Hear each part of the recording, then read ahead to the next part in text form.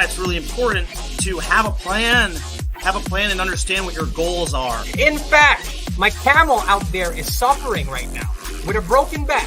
So I actually found Pepe when it was only a couple of hours old, and I'm like, oh, this is a funny meme. Oh my god. Yo! Who is this Degen? The old man is swing trading over years at a time. And it's like, that's where the real money is made. The answer is a permanent loss. With single-sided staking, you don't have to worry about impermanent loss. If you're aware, if you're disciplined, you can hone that into further financial growth. Financial freedom, to where you can actually live life and not have to be constantly living paycheck to paycheck. I mean, that's the ultimate goal, more or less, right?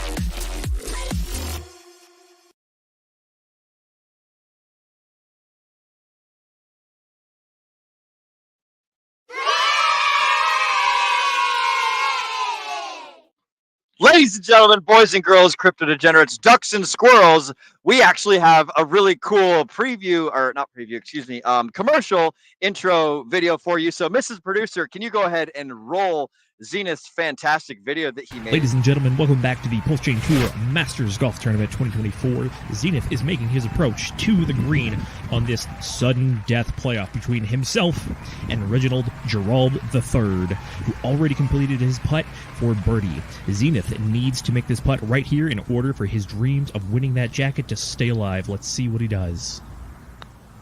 Oh! Oh, he flubbed it! He missed! He whiffed! He's a loser! Loser! I repeat, RG3 wins! RG3 wins! Don't make mistakes like that guy. Get ready early for Pulse Chain Tour Las Vegas 2025, including the Pulse Masters Golf Tournament from March 6th through the 9th. Sign up early and use the code DGEN at checkout before September 1st to get 36.9% off all of your tickets. Don't miss out on all the fun from the star-studded conferences, golf tournament, and nightly events in beautiful Las Vegas, Nevada with all of your friends and favorite Pulse and Hex creators. We cannot wait to see you in Vegas, so until then, Degen responsibly. I fucking love it. Dude, that's so fucking good, bro. So good. You killed it. God, I love it. Ladies and gentlemen, boys and girls, crypto Except for that putt, and you're a shit golfer. Ducks and squirrels. One might call that acting. He had to miss on purpose because he's too good to miss accidentally. I love it. It's almost like that's the joke, is that you're so close you can't possibly fuck it up. I was in a line and he fucked it up. Oh, it's great. Yo, we should what do you guys think about we could roll that video because it says Degen responsibly at the very end. That could almost be like our outro, like Degen responsibly, and then the blah blah blah blah blah blah blah. Thank you for watching all that stuff. I think that might be a good spot. We could just like fuse it into the intro perhaps, and then maybe fuse it into the outro for the folks that missed the beginning, whoever they might be, those silly gooses. Anyways, those are some ideas that I have. But for the folks at home, welcome. You guys are watching episode 50 of the Degen Roundtable, where we're going to be talking about quite a few things. So Donald Trump raked in over $7 million from NFT sales. This new disclosure shows. There's a little bit of information about Bitcoin mining profitability falling to an all-time low in August, and this is from some analysis that JP Morgan has been doing. We're also going to potentially talk about Bitcoin and Ether being held in BlackRock ETFs across those grayscales for the first time. We're also talking about governments embracing Bitcoin, and it could potentially become a privacy threat. That's from Decrypt. We'll potentially be covering America learning from the optimism of holding on for dear life, hodling. And then finally, Bitcoin price stumbles as its gold hits 25K for the first time ever. And this is a follow-up from our Access Alive show that we did earlier last week. And then we got some tweets that we can pull up for fun and good times and everything. But joining me today for this fantastic discussion, I have Zenith, I have Brendan. For the folks at home who don't know, my name is Will Stevenson. I'm one of the hosts for the Degen Roundtable. I'm also like a networker and an iron worker. I travel around the States and I meet people and I go and do things. For right now, I'm chilling out over in a shipping container in Texas, having a great time. Zenith is our resident. Zenith, you're kind of more of like a macroeconomics jack of all trades. You do a little bit of everything, bro. You do a little bit of TA. You talk a little bit about the government. You talk a little bit about what's going on in the pulse chain space and the phantom space, and like you cover just a little bit of everything. Brendan over here, he's our macroeconomic specialist. He talks a lot about, and he's super knowledgeable on the way the Federal Reserve works, the way that the government works, and a whole lot of stuff that goes up on those large scale institutions and things. So, gentlemen, what's new and exciting with you, Mr. Zenith? What's up, bro? What you drinking Not on much. tonight? I am sipping on That's a not good whiskey, old yeah. silver bullet. No whiskey tonight. Not on a Sunday night, believe me.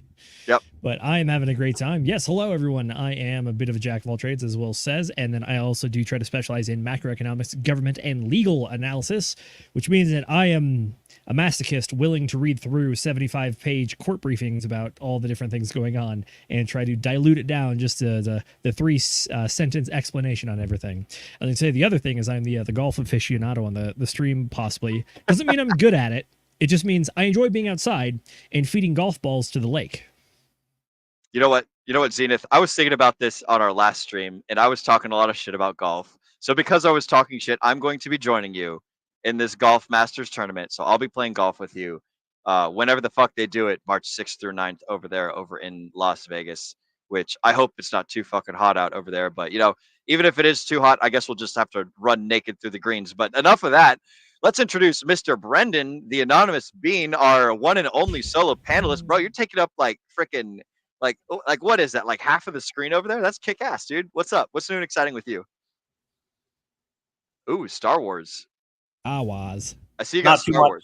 Not too much. It's been a fun weekend, doing a little bit of wedding prep with the lady. Just trying to get all the vendors in line. It's a lot of work. It's way more work than I ever anticipated. I was like, oh, this won't be too bad. No, it's a lot of work. Oh yeah.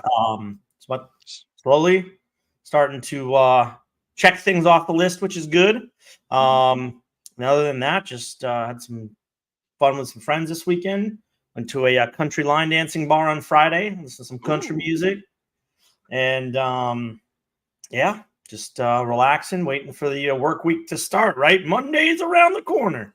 But other than that, when it comes to crypto, things have been a little bit quiet. And I know that this time of the cycle, it's like people are starting to not pay attention. It's like, right when you start getting out of the bear market to begin with, people are like really excited. But then when you chop sideways for 6 months, or if you're in altcoins, go down by 75% for 6 months, it is really challenging emotionally to stay invested. Oh, yeah. Yes, it is. And so I get that. I get that from people. I've been through cycles before. I've been where you're at. To me, like, I don't get so high or so low as I used to when it comes to the crypto game, because this is what you have to expect. And we'll go through some of that in a bit. But for those of you that are watching, those of you that are still staying tied in and dialed in, you are the ones that are going to be more likely to succeed if it doesn't all go to zero. I 110% agree, man. It could all very well go to zero tomorrow. It's entirely possible. There's a non-zero chance that everything just goes to zero. You got to be okay with that. I'm okay with it.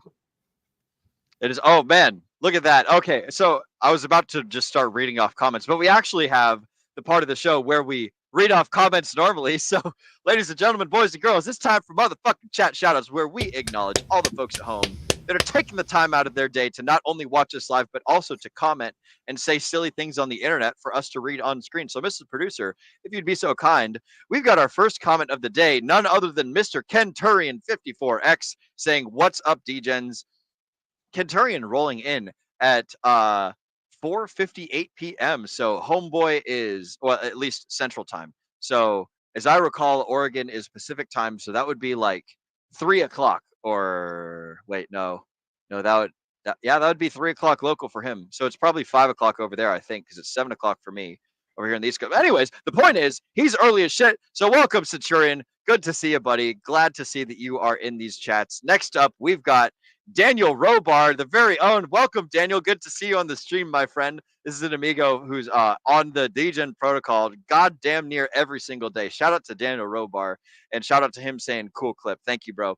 That was made by no one other than our very own Zenith down here. You did some fantastic work, bro. Like, I fucking love seeing that shit. That is so cool. I definitely think we should incorporate that into the interview, but or the intro and the outro of our show. And so for the folks that don't know, we are going to be talking about the Pulse Chain Conference a little bit for this show as well. So that's one of the things that we'll be covering too. Next up, we've got our very own Chad Donnerschwanz, finished with heavy squats, and Sauna just in time. Hello, fellow based crypto bros. Dude, this drink is 9%. I'm already starting to feel get those it a little get those geez. gains. Well, I got this one. It's only 4.5%, maybe. One of the original gluten-free beers. Redbridge. The OG. Okay, excellent. Yeah, I'm drinking a stout. This is a Temptress Imperial Milk Stout. So this is the good shit in a Superfest East German like communist German glass. So that's pretty cool. A little bit of history there. So that's nifty. But yeah, Chad Donnerschwanz just finished his squats and sauna in time. Hello, fellow based crypto bros. Hello to you too, good sir, Mr. Chad Donnerschwanz. Next up, we got Dr. H, the crypto practor. Hell yeah, y'all. Spank that like and share the stream. Pump your own bags. Absolutely. Shout out to Dr. H. This cat is super cool. So he does streams over on, he's a new streamer, and he started covering the, Zenith joined him today. He's covering the richest man in Babylon. And so, as I understand, he's doing like a chapter by chapter read through of the book and providing analysis and thoughts and everything on everything that's in basically the super duper thorough like intro to finances, or like how would you describe it, Zenith? What's going on with Dr. H over there? So he's going week by week, chapter by chapter, actually reading each of the chapters. Thankfully, they're not too long. Overall, the entire book is like less than 200 pages by a good bit. And even then, each of the pages are like pretty decently spaced as far as like the typing goes. But yeah, cover a bit of the section, stop, chat about some of the principles, and then keep going. And then by the end of the stream, like, shoot, we finished in like an hour and 15 minutes today. We read an entire chapter and chatted about it and talked about old chapters and did all the YouTube pleasantries. So it was an absolute blast. And I was very thankful that he had me on.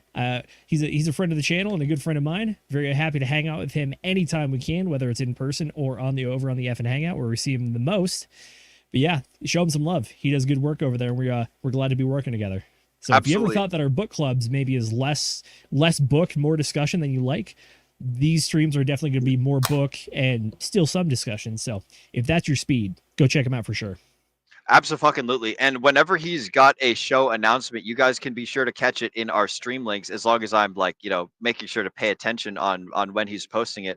But I'm going to go ahead and copy the message link for the stream that or for the stream that just literally happened earlier today. I'm going to go ahead and post that in the comments, so that way you guys can go and check it out if ever you are interested in going to see the stuff that he has over there on his show. So again, he's starting out with the richest man in Babylon, and that link, that link will take you directly into our Degen Roundtable Telegram, where I broadcast where we broadcast all basically the stream links. Whenever somebody that like we think is super cool is doing a stream, we post their shit, or they post their shit over in the stream links channel on the Degen Roundtable Telegram community. So if you guys are ever interested in following the same kind of stuff that we follow, and just interacting in the same sort of circle of the folks that we interact with, then that's where you can find a lot of the stream links and things. And also shout out to on a similar note, shout out to pulsetube.com. They do a very similar thing. So Dr. H, if you're watching right now, I'm going to send you the link for the Pulse Tube, which these guys, they announce a lot of the I'm putting it in the comments right now, and it's t.me/the Pulse Tube with capital first letters for that thing right there. But that's where you guys can find a lot of the stuff that's going on in the Hex Pulse chain, all that stuff space. Is these guys post whenever streamers go live, and they just have an automatic it's just an automatic broadcasting channel. Whenever one of the I don't know how many channels it is, like 100 or 90 or whatever the heck, whenever one of these channels goes live, or whenever one of these channels posts a video, the first thing that'll happen is that Telegram will pop up with a thing right there. But anyways, we've been dwelling on you a lot, Mr. Or Dr. Crypto H. We still got a couple more chat shout outs to do. So Mrs. Producer, if you don't mind, our next shout out goes to Hexagon Lost in Asia. He's still here locked in. Good to see you, bro.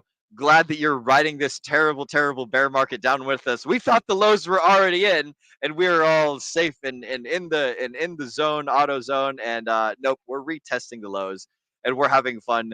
Just hopefully you have like more dry powder, or you got some kind of job where you're able to throw some more money in as these prices dip further, so we can catch those falling knives.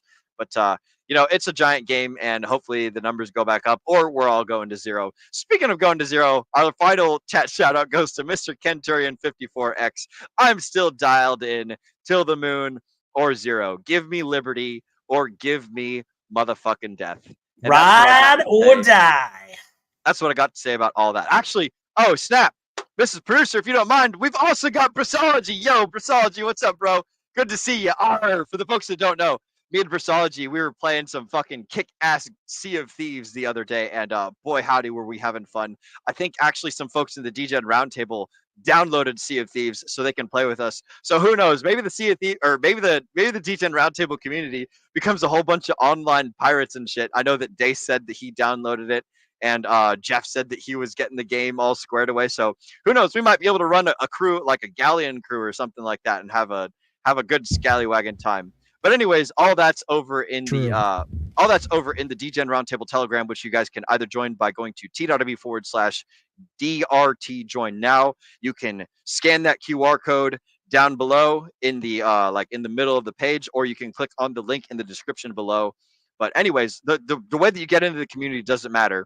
The idea is you want to get in and you want to hang out with us, and we're all going to have a good time, and it's going to be great. Oh my God, I love Briss's second to last comment. Give me liberty or give me mad gains. That's fucking great. Let's get. I'm good with either one of those. Pick one. Yes. You know what? I'll take both. I'm greedy. Both is better. Yeah. Why not both? Absolutely. Hey, so real quick, speaking of which, Mrs. Producer, can we have a small screen share? I have something that is relevant. Do it. Which is that? Oh, what is this from? On Twitter, someone named Brazology, he says the new 920 horsepower Lambo has hexagon-shaped fog lights. Guys, if this isn't a sign from above, then slap me silly and call me crazy. This is the bedrock of my investment thesis now. Nothing else matters. See you on the moon. There you go, folks. That's the top signal. We have topped. Lamborghini is shilling to hexagons. There's no more gains to be had. This is clearly it. All right, go buy your Lambos now. Good bull run. See you guys in 2 years. That matte blue is fire. That is nice. That is hot. That is so nice. Woo! If I were to get a Lambo, like it would have to match my colors, which is red, white, yellow, and like navy blue. That's like my thing. You'd have to get a wrap. You'd have to get a wrap that says bad idea. I'd have to get a wrap. Yeah, bad idea Lambo. Oh my God, bro. Bad idea Lambo. Can you imagine? Holy shit, with hexagon light bulbs. Oh, Jesus. Sorry, Zenith. What were you saying? I was going to say, I don't know if Lamborghini makes a red Lambo. I think their color is really I think orange is the closest thing to have. Because I know red, the running joke amongst Ferrari owners is that the first Ferrari you own is always red. But then after that, you branch out and get a different color one. I can't remember the last time I saw a red Lambo.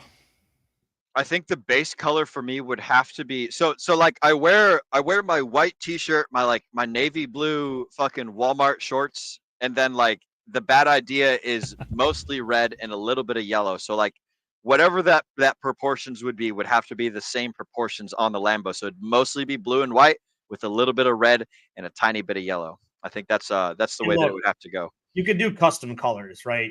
Their stock standard colors might not have it, but pretty sure you can believe it. Custom colors. Oh, with enough money, anything is possible, my friend. Well, if you're buying that 920 20 horsepower Lambo, I think you might as well just go for a custom color on top of it, right? Yeah. What's another 50 grand at that point? If I'm spending 6 figures on a car, I better be able to choose the color.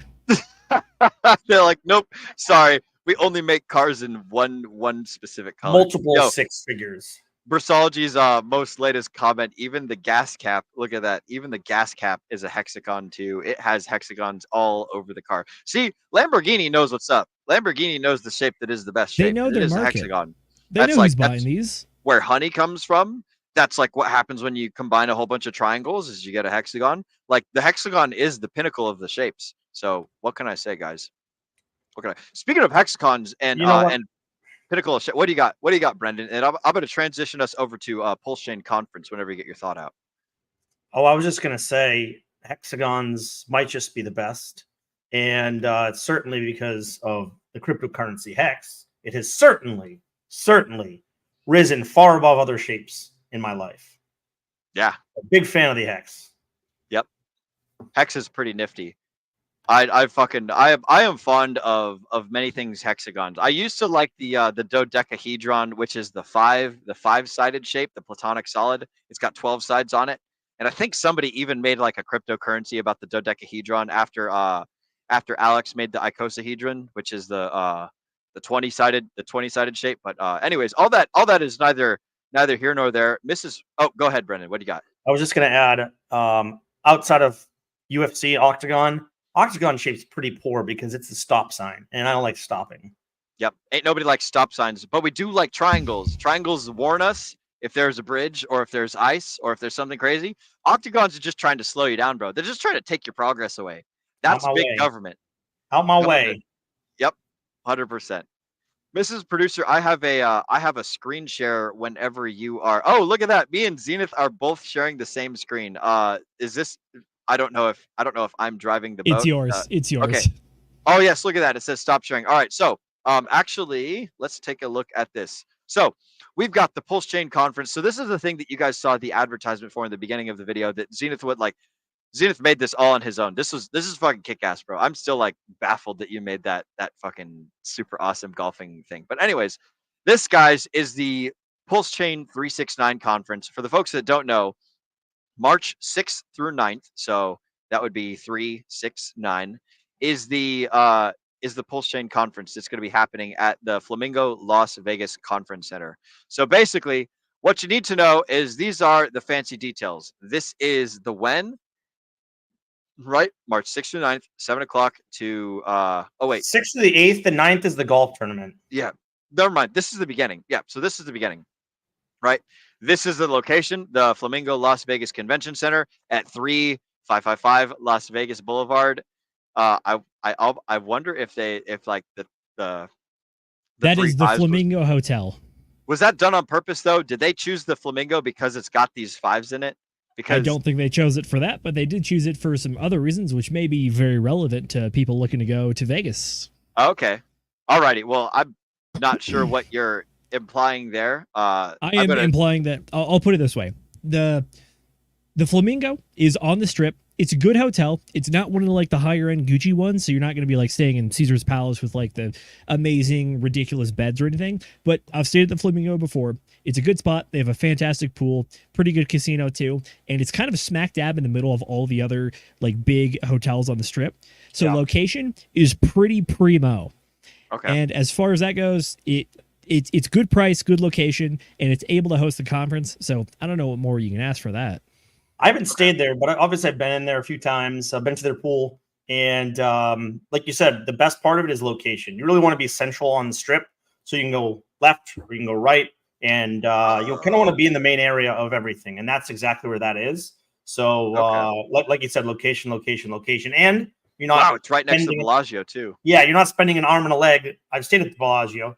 Yep, it's expensive. Bellagio's nice. But you're just not spending an arm and a leg to stay there for 4 nights. So, Flamingo's a good value hotel and a good location. For sure. Yeah, for anybody that went last year, they had the conference over at the Link, which is literally the hotel next to the Flamingo. So pretty much the same spot. Man, I've got a small confession for you guys.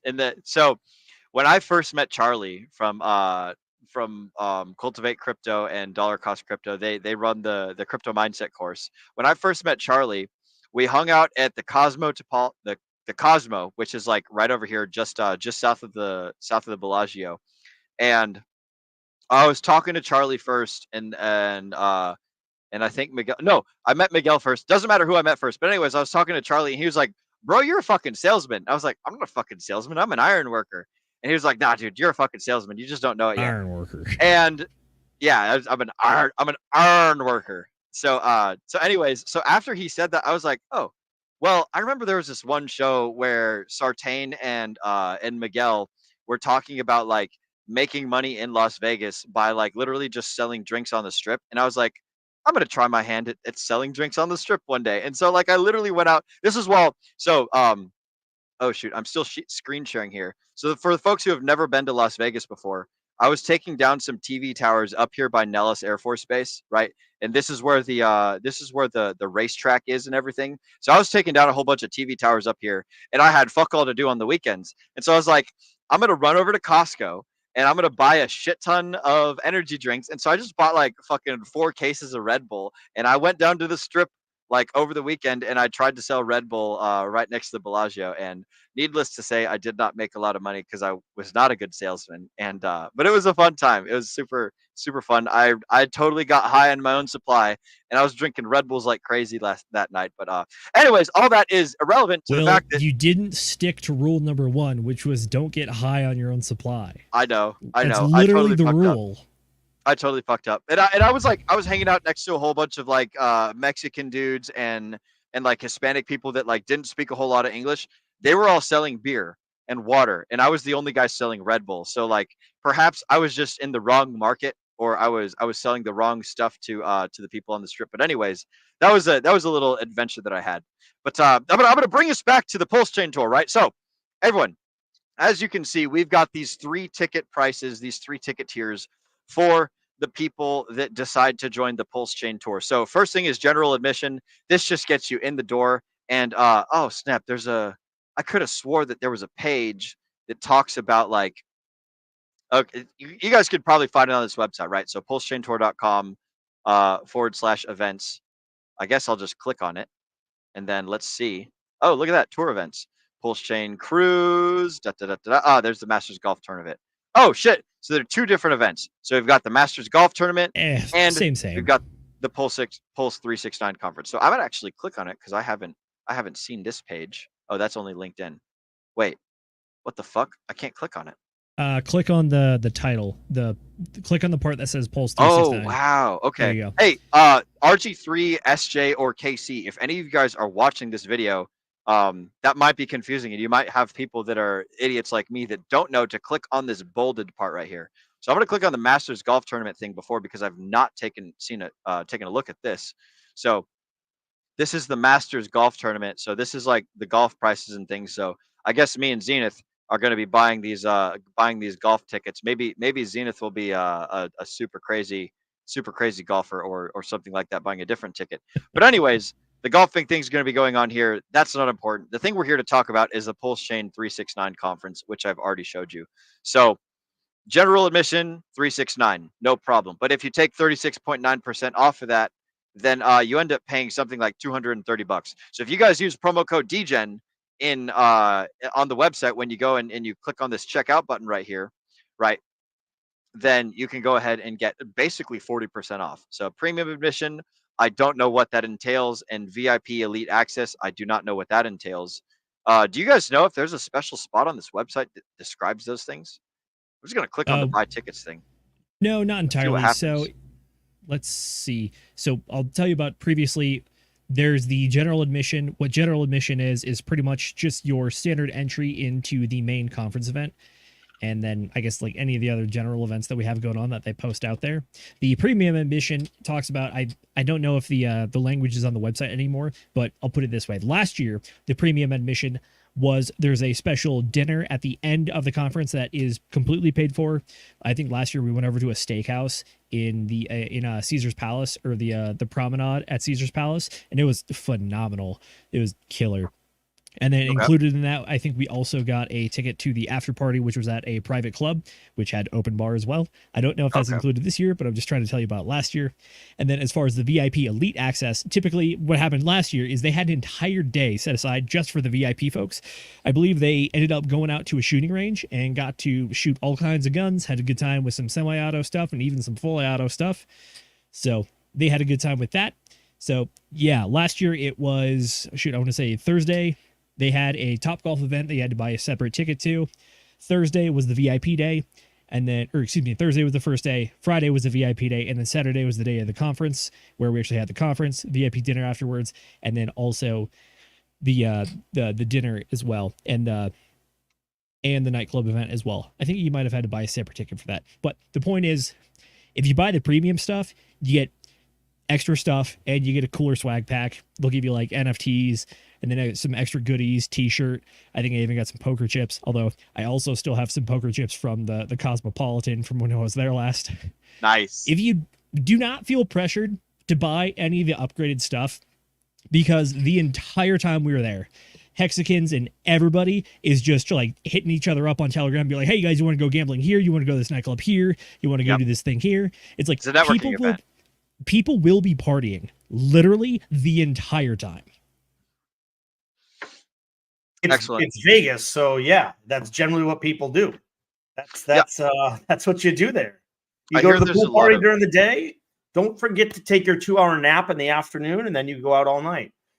Pro tip: naps in the afternoon, post pool, pre dinner, unbelievably helpful in Vegas because you won't be sleeping much otherwise. True. Excellent. And then I guess just as a little forewarning to the audience, just for clarity's sake, I mean, we can't disclose all the specific details with RG3 and their team because they invited us to be part of their event. So that is what it is. If you use our code, we get a little bit of a kickback in the form that they said that if we sell enough stuff, we might get a free ticket here or there. But like, we're not really being paid to do this. These are friends of ours. This is a conference that we believe in. And it's something that we're probably going to do regardless. So we hope to see. And why not get a discount for our community? That's what it really matters. Exactly. Well, that's what more than happy to offer discount tickets to the boys. Like, I'll be buying a discounted ticket, so y'all can go fuck yourselves. I don't care if you guys buy discount tickets. I hope you do, because I would love to fucking see you. But I'm taking advantage of this fucking discount myself. Hell yeah. And March is a good time of year in Vegas as well because, sometimes it does get cold in the winter or it gets kind of crappy weather. Not cold like, the north, but it's a desert area, right? March is a great weather. It's not too hot yet and generally really, really good weather that time of year. I've been to Vegas a lot. More times. March in Vegas is pretty primo. It's like, it's hot, but it's not hot to the point where you're like, oh gosh, I need to go sit down. Yeah, like in the summer, it's hard to even walk the strip for like 30 minutes. Yeah, it's hard to even walk the strip for 30 minutes in the summer. So March is like a nice hot. You can enjoy the pool, but it's not going to kill you. For sure. And then the final note on this is that I know a lot of the other creators are using this, or they have in the past used this as a way to do a convenient meetup for their communities as well. So for instance, last year, Axis and all the Axis Alive folks, they had their own little like special like mini conference / dinner and event where during the VIP day where nothing really was going on, they had their event then, and they even had a little award ceremony for their own community about like who did such and such inside their community.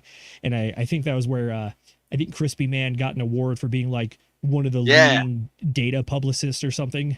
They were like, here's an award for putting out the best data on Hex. Here you go.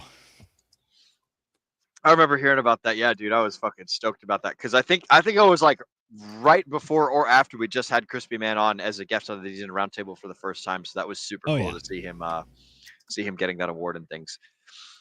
I'm gonna go ahead and Mrs. Producer, I'm gonna do another round of chat shoutouts because we've got them pouring in like crazy. And like while we might not have a lot of them started, we want to recognize the folks that are joining us for the first time for this stream before we hop into all the news and everything. But I think that does a pretty damn good job of covering the Pulse Chain Tour and everything. So make sure you guys, if you want, like if you're interested, then go ahead and sign up for the Pulse Chain Tour 369 going on next year in March.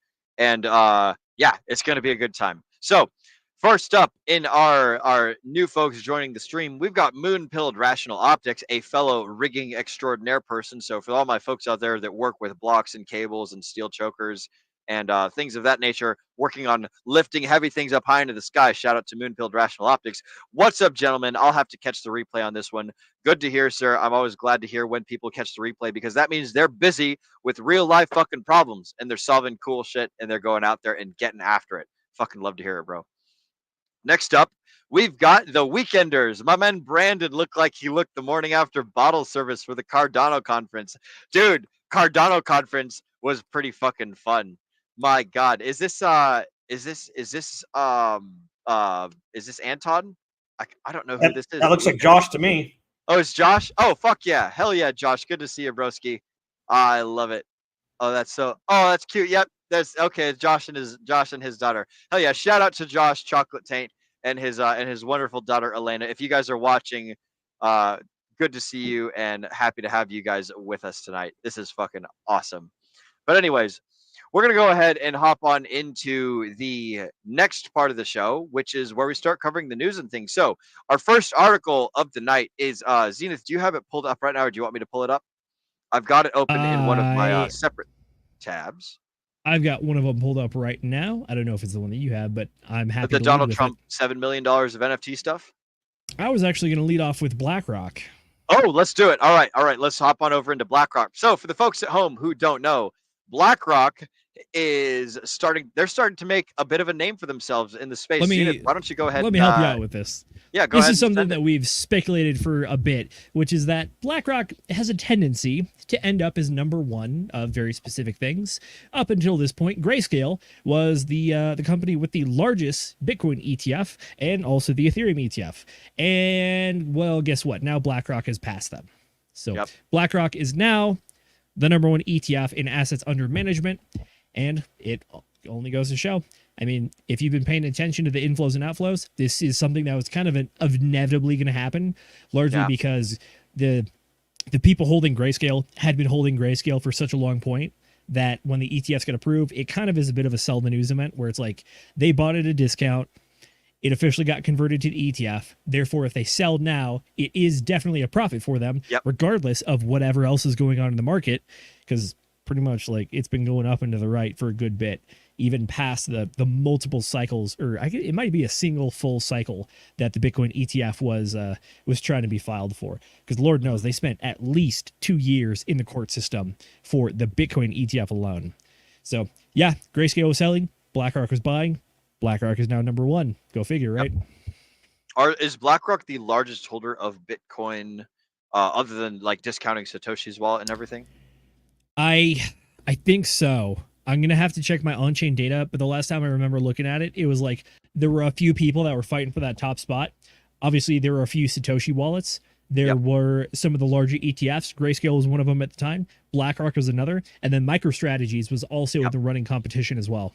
Michael Saylor. I hope that, man, like, I disagree with Michael Saylor on a lot of things, but I hope to God that he can outpace, or maybe not him personally, but that MicroStrategies, his company, can outpace BlackRock, because like I trust Michael Saylor as an individual a lot more than I trust the nameless faces behind BlackRock, Larry Fink, and all those other bug eaters and world dominators and things of that nature. Oh man, that is true. Yeah, I will say this though. One of the things that I think Michael Saylor does very, very well is that he's able to explain the value proposition for Bitcoin very well. I remember I watched, this is like a few months ago, where it's like I've been in the crypto space for a hot minute. I've been streaming for almost a year at this point, and I still went back and watched like an hour-and-a-half interview that he did with the right-wing populist guy. Are you all in on that chair? No, not that guy. Wait, right-wing populist? Former political commentator. Maybe that's the guy who interviewed Putin. Oh, Tucker Carlson. Yes. Yeah. Sorry, my bad. I definitely just brain farted live on air. So there's an interview with him and Tucker Carlson where literally for like half an hour to 40 minutes, he just does a beautiful explanation from like absolute nothing to like honestly a very intermediate to almost advanced interpretation of an understanding of the Bitcoin blockchain and its space in the world, which is pretty much like, hey, there's issues with cryptocurrencies. Here are the different issues, or there's issues with currencies in the world. Here are the pros and cons of each of the different forms of or stores of value, whether it's something like gold, land, cash, cryptocurrency. And he's like, here's what Bitcoin does to solve all these. And you can kind of imagine Bitcoin as the transference of electrical energy into encryption to protect a digital asset. Or as he puts it, kind of digital land almost, which is that it is the encrypted store of value that's able to be transferred almost instantaneously anywhere in the world. It reminds me a lot of the .com. Like that's what I use to describe, and I'm nowhere near as smart as Michael Saylor. That's the way that I use to describe Bitcoin to the older Gen Xers and boomers and things of that nature. Is like it's essentially just it's the .com craze. Like imagine what buying a URL for a website was back then. Buying a 3-letter URL is nowadays. It's just a fugazi that exists in ones and zero land in the nether. Michael Saylor's explanation is way cleaner than mine, and I will admit that he's a much better storyteller and much better campfire starter than I am. But I do like seeing his fervor and his unreasonable zealotry in the Bitcoin space and explaining things. And he did do a good job explaining to Tucker. I remember watching part of that interview a while back whenever it happened. But yeah, that was good stuff. Brendan, do you have any thoughts on this with BlackRock getting up there in the grayscale zone and becoming a major owner just like they are in everything else in the world? Yeah, well, a couple things. You mentioned MicroStrategy. Mm-hmm. I think last time I checked, they had what, like, I don't even remember actually, but I do remember Michael Saylor, last time I checked, had like his personal Bitcoin stash was like 17 or 18,000. Yep.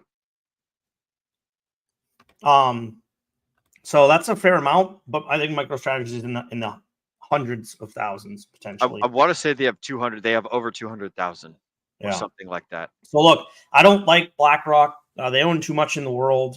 They have their hands in a lot of things from a government standpoint, and they are very influential. And generally, when you have that much power, you generally have some corruption. And so I think that is my worry when it comes to BlackRock. But hey, if you can pump my bags, I'll take it. Yeah. I mean, it's like we don't like them from a principles perspective, but from like the functional fact that they might help our holdings increase in value for us to cash out at a later date, then that's pretty practical, I must admit. That chart that you had there, Zenith, that was pretty good. I like that physical diagram where it had like the small circle and the big circle and all the little circles around it, and then like presumably the big one at the bottom was the fucking BlackRock circle of just like oh, look at that, they hold almost everything, just like they hold of almost every fucking company. It's just a big ass conglomerate of all the value, and they own a ton of real estate. That's the bad part. Yep. True. Okay. They own a little bit of a lot of things. That's the key. And then it's not just them though. It's them, Fidelity, and then I don't want to say Blackstone is another. It's kind of like a subsidiary, I want to say, that focuses more on the real estate side of things. But it's kind of like a couple large conglomerates that each own a little bit of each other and a bit of everything else. And it's like, I mean, incestuous might be the best way to describe it, which is like everybody has a little bit piece of everyone else. So it's kind of like really blurring the lines of like where people's ownership starts and stops. Because it's like, if I own 10% of a company, but Brendan owns 10% of my company that owns that, then does he own 1% of the other company? Like, how does this work? Like, where? Yeah. You know what I'm saying? All right. Yeah. It's once you get into the weeds of that, then it all becomes kind of incestuous. You know, it's like, oh, look at this. BlackRock owns 80% of, I'm going to say JP Morgan Chase, even though I know that that's incorrect, right? BlackRock owns 80% of JP Morgan Chase. And then JP Morgan Chase and BlackRock combined together own 20% of Bank of America, right? So one has 10%, one has 10%, whatever the heck. But really, because the one owns the other, then it just becomes this convoluted puzzle of who the fuck owns what, and who's running the things, and who owns the stocks, and who owns the who has the control, and who can do the things in the where, and the when, the why. It becomes this big convoluted puzzle. And then there's public holdings, and there's private holdings, and then there's all sorts of different shit that I know basically nothing about, but I could just speculate. The bottom line is that like there's a whole bunch of big boots clumping around on this anthill, and we're just a bunch of ants wandering around trying to get our little ant goodies and go about our little ant day and try and become like a little ant in charge of a small hill on the side or something like that. But yeah, this is a good summation of this particular article right here. That BlackRock basically owns a lot of shit. So just understand that the stipulations that come with that are the stipulations that come with that. And they might pump your bags, they might not. Like, realistically speaking, what I see BlackRock doing is buying and holding. You don't see them selling a lot of shit. You see them just acquiring and holding, acquiring and holding, acquiring and holding, getting tons of assets and just keeping it on a balance sheet. And that's where it sits, and that's where it stays. Not financial advice. I have no idea what they're going to do, but that's just like, if the past is any indicator of the future, what's going to happen, then they're probably just going to sit there and hold on to it. But I suppose as people buy into the ETFs and they sell out of the ETFs, like, the holdings are going to go up and go down and go left and go right. But that's all that I got on this topic. Brendan, any final thoughts before we transition on to the next article? All good. All right, sweet. So, Donald Trump, 7 million. Yeah. All right. Let's do it. Okay. All right. So, Mrs. Producer, I'm going to go ahead and start sharing my screen right now. I'm clicking through the buttons as we speak because I am ready. I totally promise. So, we've got Donald Trump raked in over $7 million from NFTs, new disclosure shows. So, let's see here. Okay. So I've actually learned that you can adjust. Hey, look at that. Wow, nifty. So I can look at my screen and I can look at this minimized. Oh, snap. I'm a tabs monster. I can look at all of these things all at the same time. So Donald Trump raked in over $7 million from NFTs, new disclosure shows. So former President Donald Trump disclosed that he owns up to $5 million in crypto and has earned over $7 million from his 3 NFT collections. So I just got to say, this is like a drop in the bucket of the Donald Trump bucks, because Donald Trump, I'm fairly certain, is a billionaire. And so $7 million, it's like, oh, that's like a flick of the wrist or something like that. It's no small amount of money to normal folks such as us. But anyways, the substance of this article is he's made a lot of money selling NFTs. So Trump's got his Trump NFTs V1. He's got his Trump NFTs V2. And I don't know if he made more stuff after that. I know that he made the in the article right above the table, he talks about how. So this is a bit of a multi-layered case on this one. So specifically, right above the table that you're looking at, there is the paragraph that talks about how there's a third NFT collection, which was launched on the grounds of the criminal indictment. If you remember when he had the mugshot back in Georgia. Yep. That is what launched that one. And then specifically the article that you just pulled up, that is in reference to either a fourth NFT collection or something that his son has been hinting at on Twitter, which is that there might be a Trump-related crypto project in the near future. Whether it's another NFT thing or an actual crypto launch itself, someone has actually tried to do a spoof Donald Trump Jr. account and launch a cryptocurrency trying to claim to be that account. It ultimately ended up as a failure and a rug pull, clearly, because it's just a straight up scam. But this is something that Donald Trump Jr. has been alluding to on Twitter. So there might be something in the works. Until it happens and we get official announcements, we'll see. Excellent. Okie dokie. But yeah, he sold some fucking crypto sneakers, bro. Some fucking orange high tops. Sold out in a few hours despite the $500 price tag. Yeah, Donald Trump's making a lot of money. So Donald Trump's net worth, by the way, from a quick number pull up, thank you to my assistant, is about $7.5 billion. So this $7 million is 0.1%. It's drops in the bucket, so to speak. Yeah, it's 0.1%. It's 10 cents out of $100, right? So, like, it is a significant amount of money, but it's like all things considered, he's made a lot more doing other things. And okay. Let me take a look. Yeah. Trump to put it this coin. way, on an absolute level, are the NFT projects and his current holdings in Ethereum, which is in excess of $1 million on a wallet, based on the last on-chain data I was looking at. Is that a lot of money? Yeah, that's a lot of money. That's still $1 million plus. At the same time, though, in like reference to the rest of the band's net worth is a lot. No, not necessarily. But at the same time, a win's a win, baby. And I mean, here's another win in a new space. It's something to hang your hat on. But the reason that I included this article in our list of articles today is that, again, I think this goes to show that we are in the election year. Things are going to continue to get crazier if you have not already heard me talking about this enough. But the point of the matter is this, which is that the election is going to be the thing, at least in the United States, that dominates the rest of this year, at least through November. Unfortunately, there's a potential for it to keep going after election day if it's not very clear who wins or there's lawsuits. But the point is this, which is that you are being offered two choices at this point. There is the Democratic choice, there is the Republican choice, or if you're one of those people, there is the potential for a third party choice. However, if you do the game theory, realistically, it's not very likely. If anything, it's more of a protest vote. But the point is this, which is that here's one of the candidates. He has endorsed crypto. He's given a lot of lip service to crypto. He showed up at the Bitcoin conference, for hell's sake. And now the man has legitimate big-time holdings in cryptocurrencies based on a crypto project. So, if anything, that should kind of tell you where he stands in the sand when at the end of the day, based on where he's parking his money and his actions. Yep. We don't listen to the words. We observe the actions. I love it.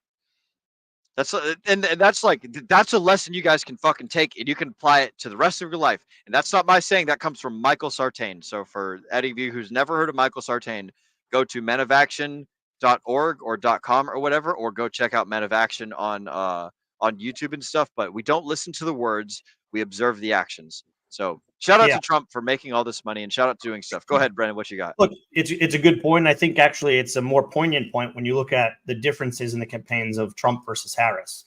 Right now, there's this Harris for crypto movement, but what have they actually done for crypto while she's been in office? Nothing good, right? And so you really have to look at actions more than people just spewing words. And in fact, she hasn't said anything still in regards to being pro crypto, or she may have hinted at it, but mostly people have hinted at it for her. But until actions are taken and I see something happening from a positive standpoint, I think it's all BS. So I think it's a good point. Yep. It's all bullshit until it's proven otherwise. We don't listen to the fucking words. I love it. Mrs. Producer, as I understand it, we have another guest to join us. So go ahead and, ladies and gentlemen, boys and girls, crypto degenerates, ducks and squirrels, give a round of applause and a warm and hearty welcome to our very own guest, Chocolate Taints. What the fuck's up, Josh? What's up, buddy? It's been a long time, dude. How you doing? You look What's good, going bro. on, fam? Good to see you guys. What's up, man? Good to see you, brother. Look all slimmed out. Yeah, a little bit, man. A little bit. Well, yeah, I lost a couple lbs. It's been a good ride though. Glad to hop on though and add a little conversation. Hell yeah! What are your thoughts, man, on the stuff that we've been covering, both with BlackRock and with Donald Trump making tons of money? What's on your mind, dude?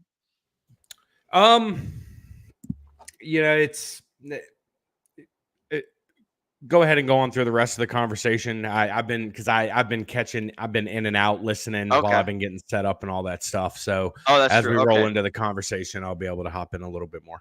Gotcha. So basically, like the consensus is that BlackRock owns a shit ton of Bitcoin now, and they're like, while they might not necessarily, I think that they're like essentially the number one holder if you don't count Satoshi and the Satoshi wallets and all that crap. BlackRock and their ETF is basically like they're the big mover and player in the space, and they've just passed up Grayscale both in their Bitcoin, and I think that the article also said Ethereum as well, Zenith, if I'm not mistaken, or is it just in Bitcoin? That is correct. Both the Bitcoin and the Ethereum ETFs. As far as the ETFs go, BlackRock is now the number one holder when it comes to assets under management. I can tell you guys this might be the last cycle that retail will be able to get into Bitcoin, because the price might be, it might be just become priced out due to all the institutional money coming in, and Ethereum might not be too far behind. Ethereum might be another cycle or two. So if you guys have the opportunity to get in now before institutions price it out, then you got to be able to take advantage of it. That seems to be the consensus, man. Between our interview with we talked to Axis about this. What was it? It was Sunday, right? That was last week, 7 days ago, my man. Fuck, dude. Yeah, last Sunday we were talking to Axis Alive, Josh. I'm not sure if you caught that show or not, but basically, like, one of the theories that Axis had is that, like, this is more or less potentially the last 4-year cycle where Bitcoin does a super high and then it drops 80%. Then it does another high and it drops 80%.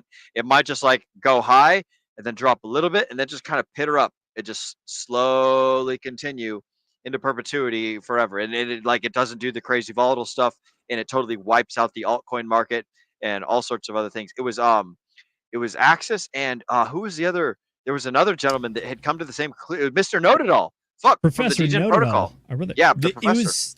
that was an interesting conversation because it was two guys that came to the same kind of end result, but started at very different areas, which is that I don't want to give too much away here, but I think that Axis very well knownly has been more of the investor type, which is he's trying to buy and hold for a long-term play. And like, he's even like talked openly about like, at the top of market, he might not even sell more than like half of his bag just because he wants to keep and hold on to so much of it. So he's definitely that hodler, that long-term guy. Meanwhile, Professor Know-It-All is a little bit more closer to a day trader, but at the same time, he was looking at it and he's like, this might actually be the conversion from Bitcoin having a 4-year cycle to doing the thing that we all purport it to do, aka being a store of value and more of mimicking that gold chart, which, I mean, gold is doing pretty good right now. It just hit 2,500 for the first time ever.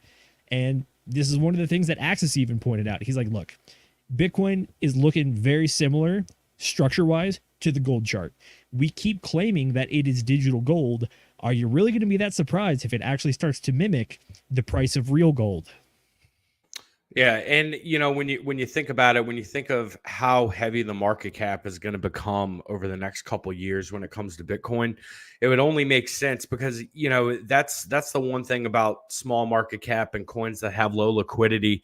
That's why they can do those parabolic runs, and that's why they can fall through the floor so easily, is because it's easy to push due to either a super small market cap or, you know, whatever the case may be. But the more and more saturated that Bitcoin becomes, the more and more it's going to take a lot more force and a lot more capital, so to speak, in order to sustain those runs that Bitcoin had been seeing through its existence. So it only makes sense that as it becomes more and more mainstream and as, you know, more and more institutions begin to truly lock it down and hold on to it forever, that, you know, the ability to move the price, it's only going to get smaller and smaller. Because what we're seeing right now with Bitcoin, if Ethereum continues to produce the way that Ethereum is produced, it'll be in a similar boat in, you know, 5, 6, 7, 8 years from now. You know, we're probably only 2 more cycles away from seeing something similar with Ethereum. Yeah, so it makes sense. And I wasn't able to catch the show last week. I was traveling with the daughter. Shout out to Elena. Elena, wherever you are, if you happen to watch this on the replay or on the live, good to hear from you. Glad to hear that you're having fun with your dad. I'm going to make sure she listens to this portion when I see her tomorrow. I'm going to be like, hey, the guys gave you a shout out on the internet. And she's going to blow up. 57 minutes and roughly starting at 57 minutes, 35 seconds. I'll send you a time link right now. But yeah, excellent. I love it. I love it. All right. Well, let's go ahead and roll on over into our next article. We're going to talk about Bitcoin mining. All right. So, Mrs. Producer, I'm again a little bit slow on the screen share pulling up, but we've got an article that talks about Bitcoin mining profitability falling to an all-time low in August. And this is coming from a JP Morgan analyst. So let me pull this up and make sure that there we go. Look at that. See what I can do, guys. Wow, how fantastic and awesome. Oh, it doesn't maximize based on how wide my screen. Okay, well, that's lame. Anyways, the point of the story is Bitcoin mining profitability fell to an all-time low in August, and this is from JP Morgan. So basically, oh God, damn it, I shouldn't have done that. All right, so if you're a Bitcoin miner, I hope you're having fun losing. Sucks to suck, nerds. Go buy Bitcoin instead of mining it. But the U.S. listed miner share of the network hash rate increased to 26% this month, highest level on record. And then the salient points of the article is that the mining profitability fell to an all-time low as the network hash rate rose in the first 2 weeks of August. U.S. miners share of the Bitcoin network hash rate. This rose to a new record high of 26. So America's ability or America's contribution to the hash rate, so the security of the Bitcoin network, is now at 26%. So that's good, I suppose. And then the bank also noted that the network hash rate has risen about 1% so far this month. Let's see what all this means. Zenith, can you give us a brief synopsis on this article and what this means for the folks at home?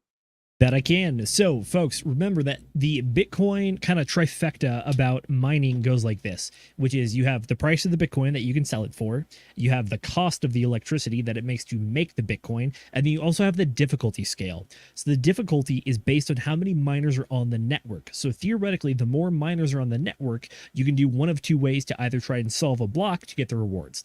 You can try to solve the block all on your own using your own computing power, in which case, if you are the first person to create the solution, the cryptographic solution, and publish and verify it, you will receive the entirety of the block reward.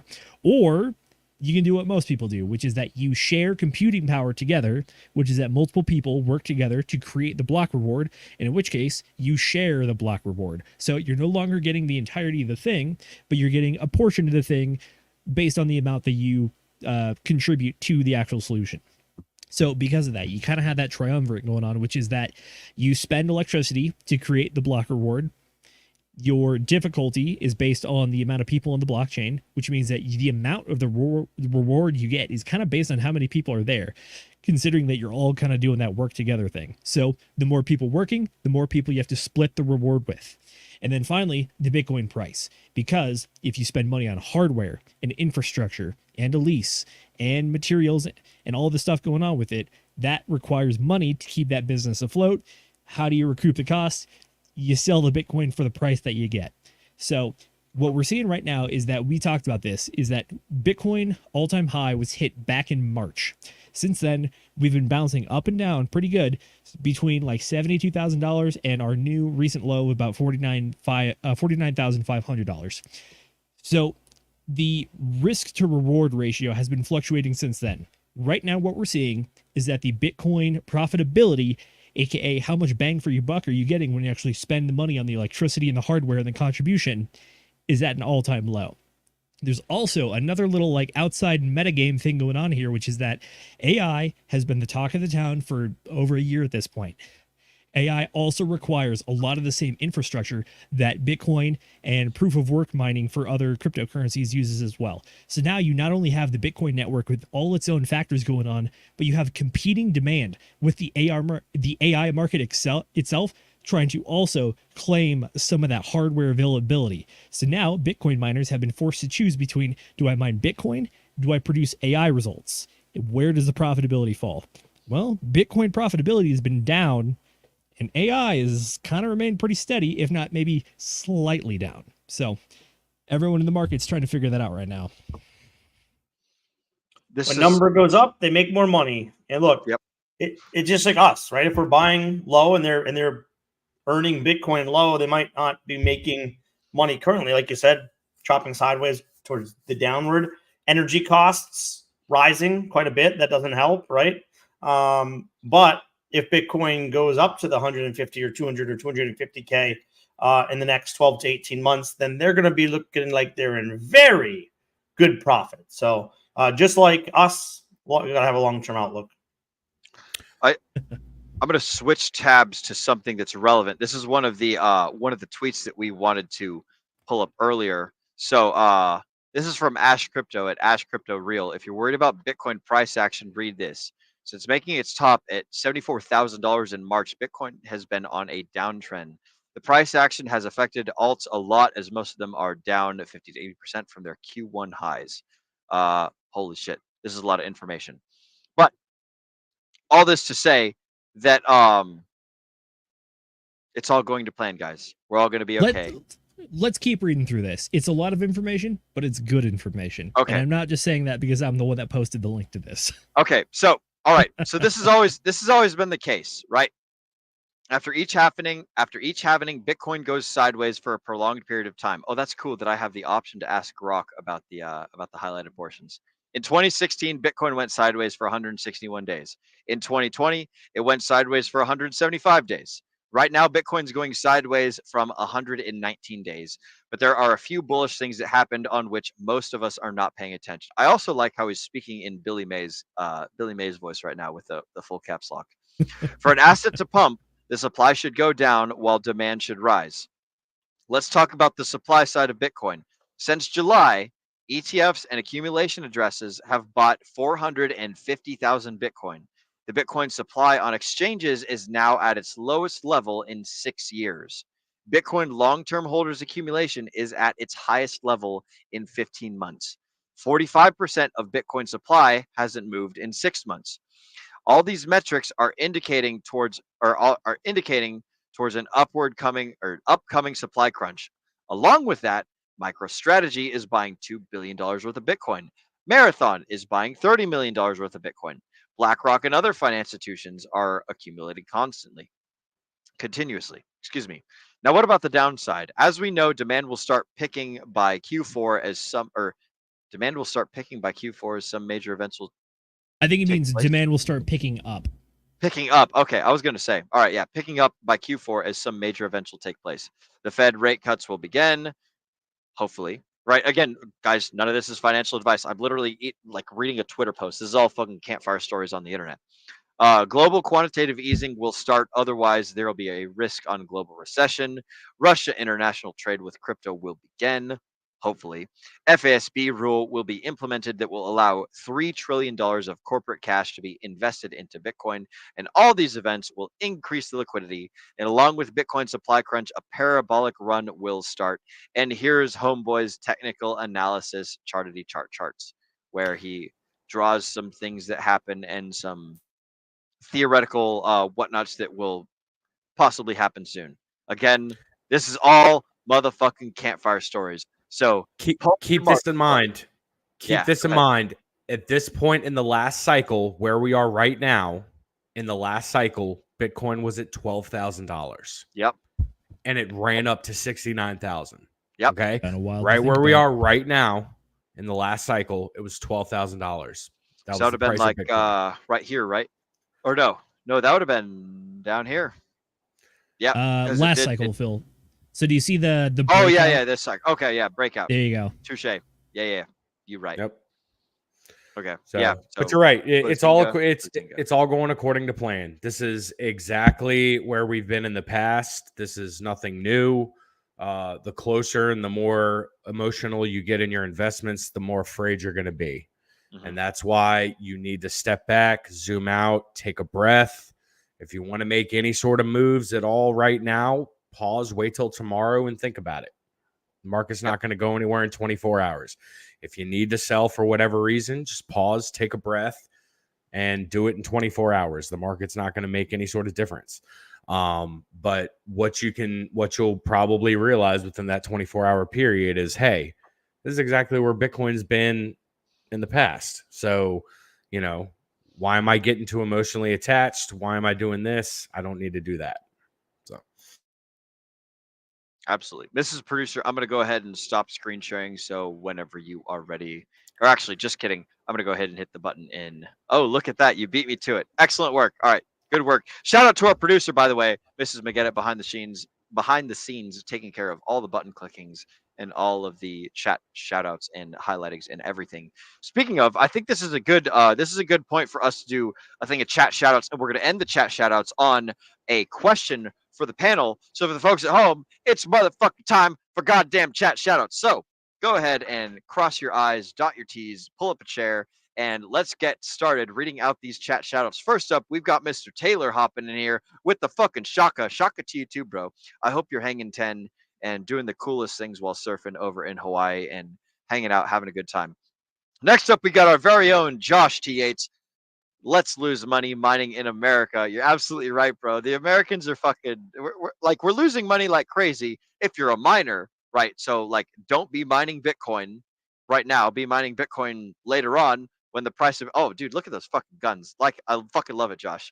You're distracting me, bro. I'm trying to stay focused here on the chat shoutouts and things, and you're over there giving me all this eye candy. This is more of a question for probably someone like Robert from Genius or Access Live himself, the former Bitcoin miners. So but to my understanding the one that you just highlighted. So when it comes to Bitcoin mining in the United States, if you are trying to run Bitcoin mining purely off of the electricity that comes out of your wall socket, there's a good chance you're unprofitable. However, if you have found a way to find electricity at a cheaper rate or do some sort of self-sourced electricity, such as like a solar farm or a wind farm, I think that is increasingly more a popular way to mine Bitcoin. Like there have been plenty of people out there showing off their Bitcoin mining farms that's kind of in like a self-made warehouse that's right next to somebody's farm that let them set up a few wind turbines.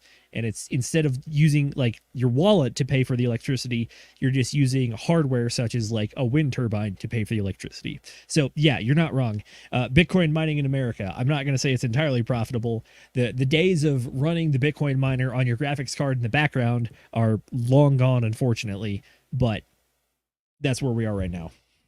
Mrs. Producer, would you mind pulling up my share screen real quick for the folks at home who want to get some free electricity?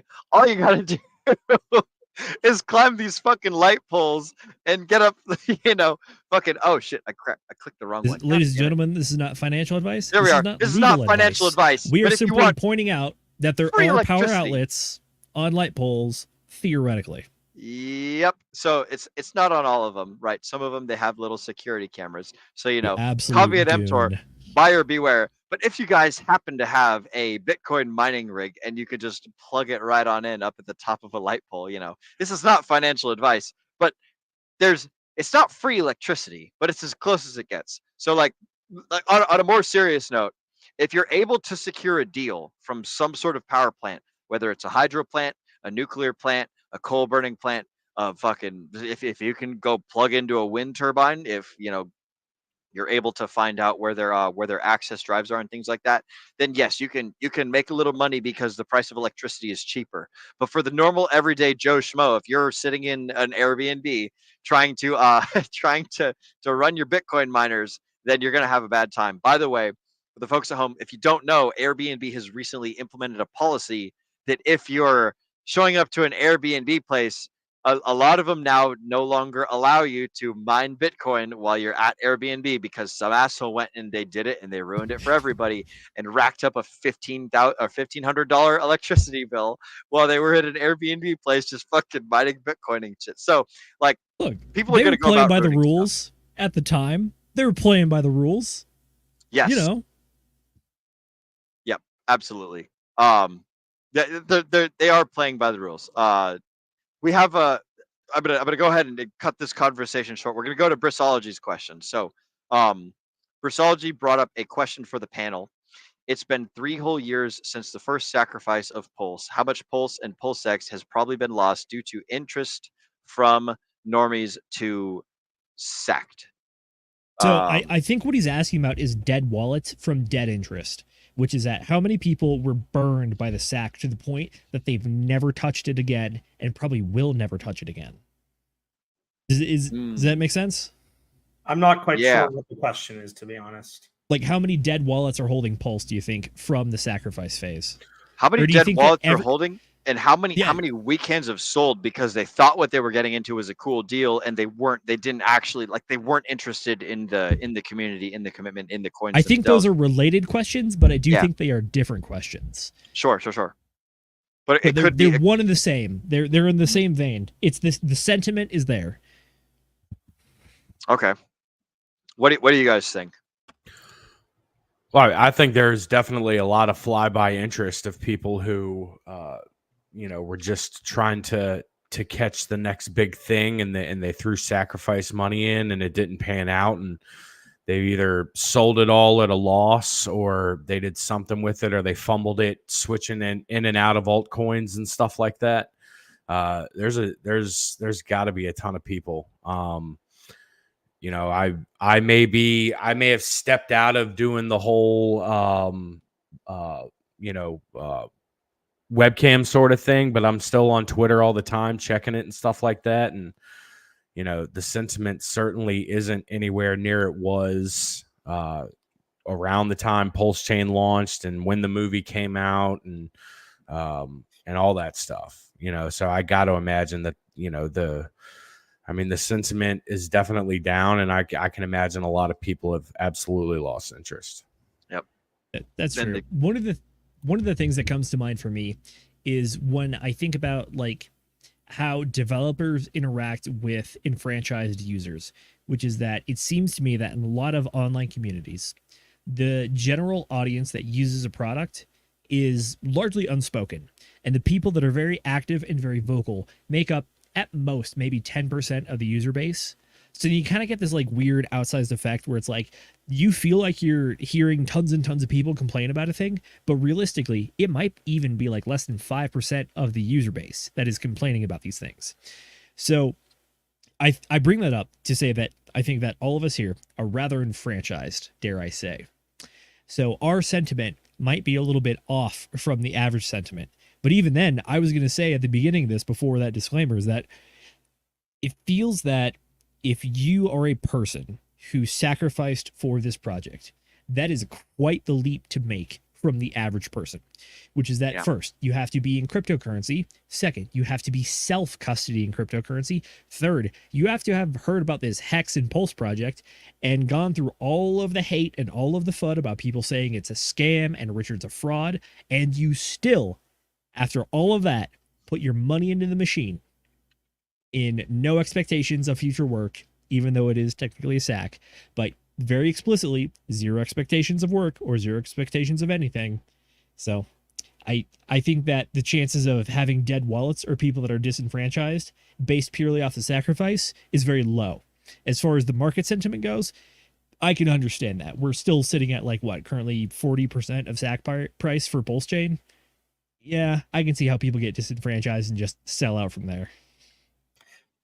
Yeah, so I'll give you my my thought process. So I think a lot of people are disenfranchised. That's clear. Look at all the infighting on Twitter. Look at people that have built within the Pulse Chain ecosystem that are fighting, that are talking crap about Pulse Chain and Hex and the community members. Anytime you have red candles, look, we're at the lowest we've been. When nobody expected to go back here, especially after the SAC wallet started to pump the price up, and we got to day one SAC price and all the coins, all that kind of stuff, and everyone was like getting high. We're going to be at 15. We're going to be 150x by October in the court case, and blah blah blah blah blah. You never know what's going to happen in crypto. That's the lesson. But I wouldn't say that like wallets have like just they're never going to go back into their wallet. Like you said, like they have to know about crypto. They have to kind of be paying attention. So if Pulse Chain and Hex pops off, they're certainly going to go back into their wallets. But I think what Josh said, Chocolate Taint said, is more likely the story. Most people were so disenfranchised, they just hit that red sell button, or they traded into another coin, or they tried to buy meme coins and they lost it. So the price wouldn't be where it is now if we didn't have tons of people selling. But at the same time, you take a little bit of that liquidity away. We don't have many sellers because people that are probably in there now have been sitting and waiting and still believe. So I do believe that when we start to see a move upward, it could be a much faster parabolic move than it would have been had we not washed out a lot of these non-believers, because they were going to be waiting to sell if on a 2x or a 4x or a 5x, right? And so there was going to be more resistance on the way up. But because a lot of those people that don't believe in the long-term value of Pulse Chain and Hex, Pulse X Inc., etc., there's just going to be less resistance on the way up. It's going to be, in my opinion, potentially very parabolic once it does start making it move. And does it happen before the court cases is fixed? I don't know. But I do think we'll start to see some reduced liquidity. And so I do think that that's something that you want to pay attention to, is liquidity, especially the Pulse Chain liquidity specifically, because if they reduce that, it could be a market maker move to try to pump those coins, because less liquidity, faster pump. And so that's kind of my thought process on it. And I think an equally valid point to make is the reason why we're seeing the price action, what we're seeing now and what we've seen over the history since Pulse Chain has launched, is if you think back to the days before Pulse Chain was launched, when all the hype was starting to build up and all that stuff. I mean, you saw some astronomical price performance projections out there. I can't even count the number of streams I would see, like certain streamers streaming 5 days a week, putting different price performance videos out there. When is it going to 1,000x? When is it going to 10,000x? What's the price going to be a year from now? And what we see is that the price performance didn't do at all what a lot of people thought it was going to do. So not only do you have people selling, but equally you just have people that have made their purchases initially and they're just not buying anymore. They might not be selling what they have, but they're also not adding to the buy pressure of the coin, which is making the price sink more. So that's a very important point to keep in mind also, is the confidence that was there pre-launch and in like that first month of launch has dwindled down significantly to the point where people are like, look, I'm not going to sell, but I'm certainly not going to buy until I see that confidence come back. A lot of banks are still wrecked. They don't have money to buy. It's all fucking campfire stories, homies. It's all of it is. We're all just sitting around the fire, warming our hands. And I like it. The weak hands are gonna sell because they're not warm. It's not enough fire for them. The strong hands are gonna hold and like hope that more wood will be added and that it'll burn brighter and attract more people over.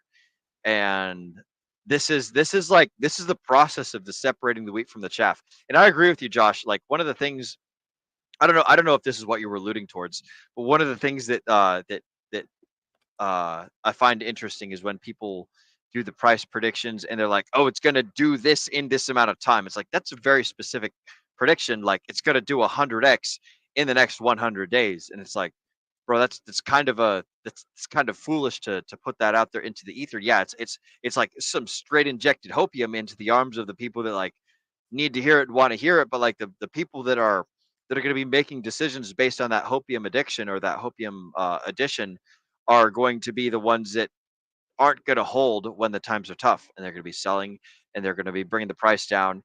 And like we're seeing the great rinsing. We're seeing the wiping clean of all the lettuce hands and all the paper hands and all the people that were not here to hang out with the 70-80% drops down from what we thought was another like we thought we had already reached the total not the total, the local lows, or we had reached the bottom of the market earlier, and then it's like we're getting another like nice little test of that. The point is that this is all part of the process. It's not necessarily part of the plan. It's just a natural cycle of like people that lose faith, they're going to leave. And that's fine. They can sell out and they can do their things and they can move on. And I wish them the best.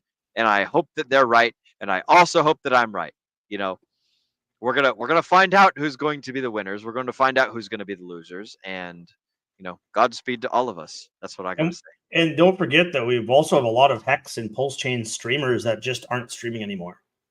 Mm-hmm. A lot that aren't streaming anymore. Yep. We used to have so many streaming, especially launch of Pulse Chain. Guess who's still here? Degen Roundtable, baby. We're still here. Hey, we're still bringing you content. We haven't left. We're not going anywhere.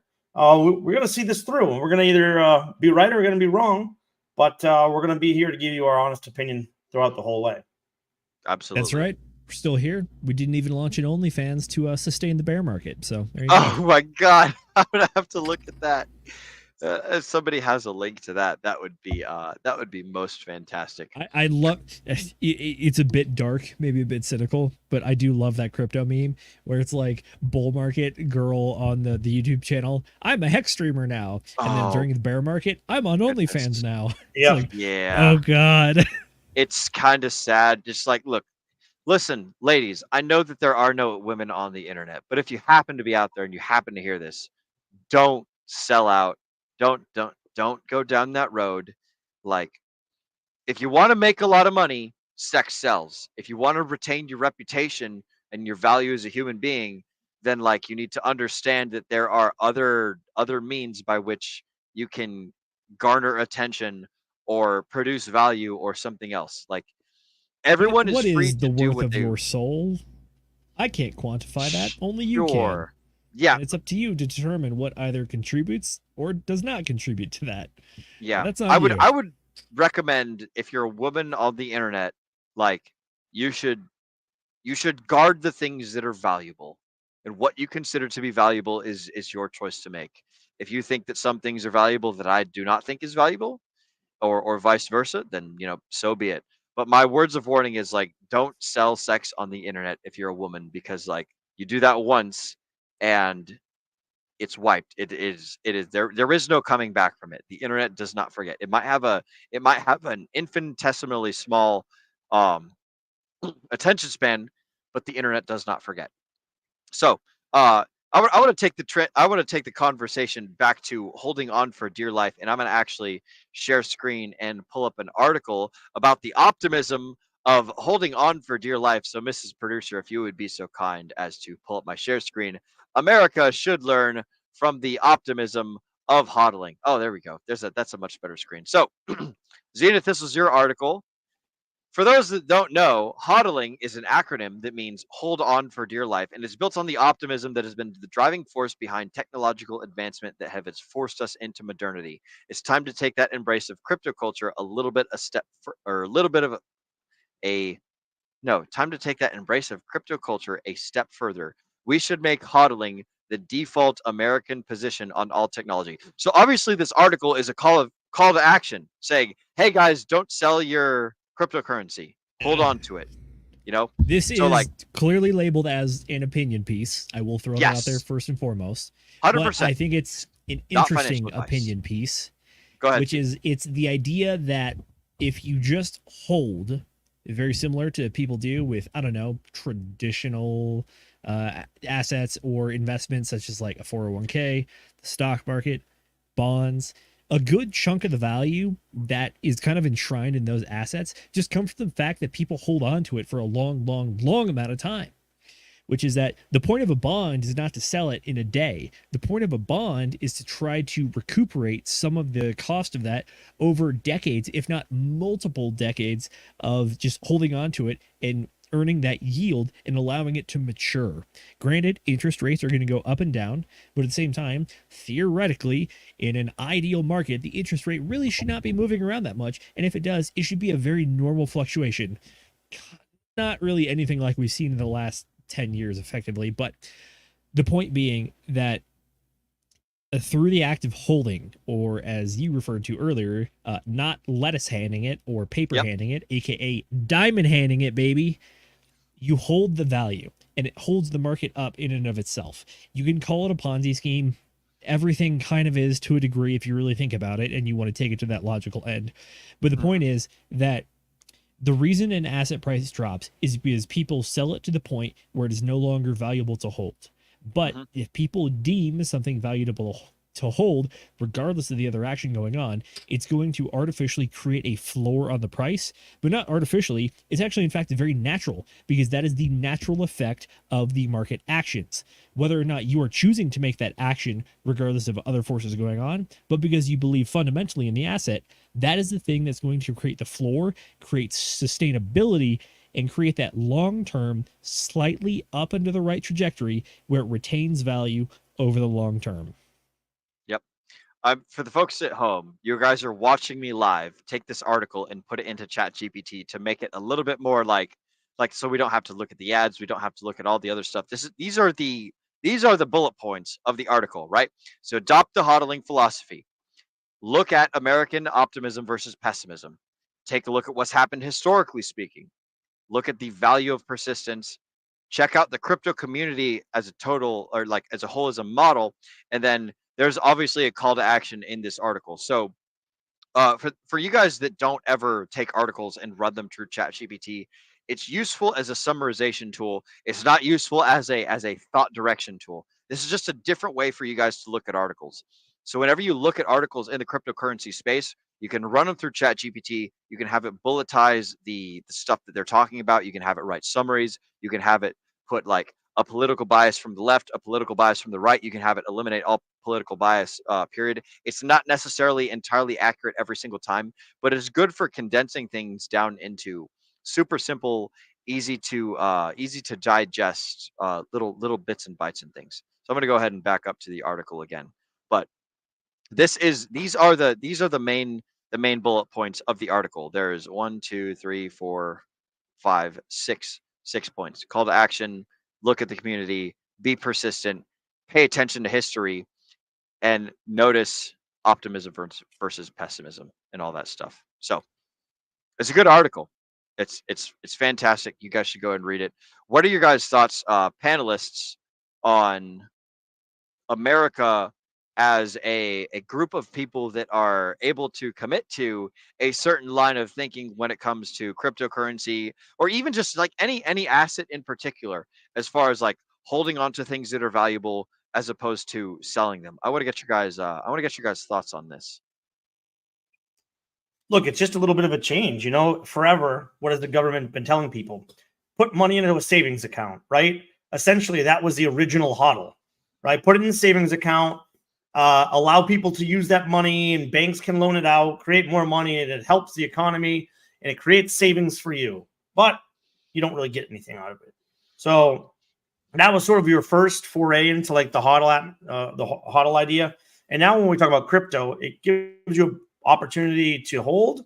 Most people that buy and sell and trade get wrecked. So you're better off holding. Long-term people are more successful if they literally just buy and hold.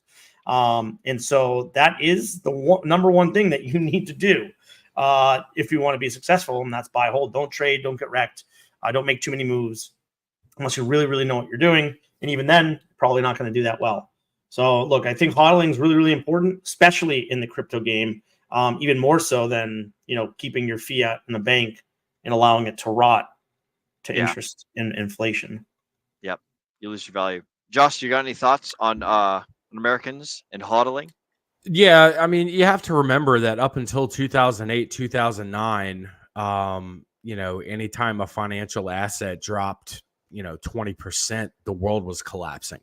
Yeah. And now a 20% drop in a completely new financial asset class is just a Tuesday in the middle of a 60-day cycle. You know what I'm saying? So you have to look at who's investing, what the majority is, how the trends are going.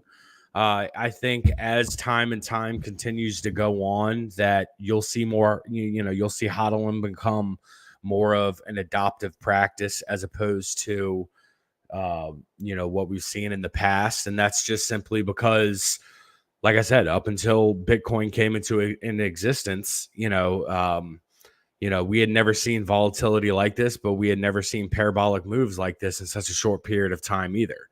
So, people think a 4-year cycle is absolutely gut-wrenchingly long, but when you think about it, it's like, no, like 4 years, it happens just like that. My daughter's turning 8 next week. It's like, that's 2 4-year cycles. And I can't believe how fast that happened. You know what I'm saying? It's yeah. So, it all comes down to who's investing the money and what their mindset is. As more and more boomers die off, and as more and more millennials and Gen Zers and stuff like that really start to adopt cryptocurrency, and, the media will tie into that also, with how much hype and how much, information that they decide to put out, and, but yeah, you just got to pay attention to who ultimately is making the investments, and what the strategies and what their habits are. So that's my thoughts on it. I like it, bro. I like it. I like, man, to think about like a child is 2 Bitcoin cycles old. It's like, holy smokes, man. Like, I remember where I was 1 cycle ago. I know what I was doing, and I was doing the wrong thing, but it's just like, wow, time flies and time passes differently as we go about it. But that's like half of her entire life cycle, dude. That is crazy to think about. Zenith, what are your thoughts on the Americans' ability to hodl, and the American people as a whole, their proclivities to just not give up when things are tough? To be honest, I was waiting for you to come in and talk about how this is really the campfire stories we're telling ourselves, because this article in itself is literally trying to tell people the new campfire story, which is no, believe in the value and act accordingly. And I can understand as much, but at the same time, this is a new technology. I think people are becoming more and more keen on the fact that these things have cycles. They go up and down. That's not a bug. That's a feature. There are ways to capitalize on this, and it's not something that should necessarily be frowned upon. If you wish for it to be something else, then that's fine. You just have to try to make that a reality. But when we're talking about markets that are millions, if not billions of dollars, it's kind of hard to effectuate that reality by yourself. And you kind of need either a team to do so, or you kind of got to be riding a wave. So unless you're able to change the mind of many, many people out there in the world, I wish you the best of luck. But until then, the market forces are going to remain the same. The market forces are going to remain the same, but what do you think about the common Western folks' ability to stomach the volatility? That's the spicy thing, right? It's like, I think it requires context. How many strong hands are we surrounded by? How many weak hands are we surrounded by? Is there a difference between Western strong hands and non-Western, or Western strong and weak hands versus non-Western strong and weak hands? You know, like what do you think? Like the people in, I don't know, Easter Island, right? Not Easter Island, North Sentinel Island. What do the North Sentinel Islanders think about huddling to their assets, whether it be their bow and arrows or their thirst to kill any of the new helicopters or ships that like roll into their place? Like, how do we gauge the ability of different cultures, proclivity to hold on to assets that they consider valuable versus dump out of a thing, get into the new thing, like out with the old, in with the new, blah da da da da. Does that make sense? Yeah, I hear you. I think that humans have a natural tendency to try to stockpile and collect and build that vault, assuming it does not actively work against the survival instinct, which is that you can have strong hands until your hands are no longer able to feed your own body, in which case you're going to start eating into your investments, which is that if you are doing well enough to be able to save, whether it's through the environment you're in or the dedication to a budget that you have, or just the sheer willpower and belief that I will starve myself to ensure this investment survives, the investment is still going to be there. If you get to the point where people are no longer able to set aside the money to create investments, then they're going to be too focused on how do I put food in my mouth so I literally do not wither away and die. That is a very strong force. And I understand that we're in the first world right here in the United States, which is that theoretically, if you really want so, you can absolutely keep yourself fed and sheltered to a degree that you will survive. But at a certain point, though, overweight homeless people. A little bit, yeah. That's kind of the oxymoron of that. Food is not a problem.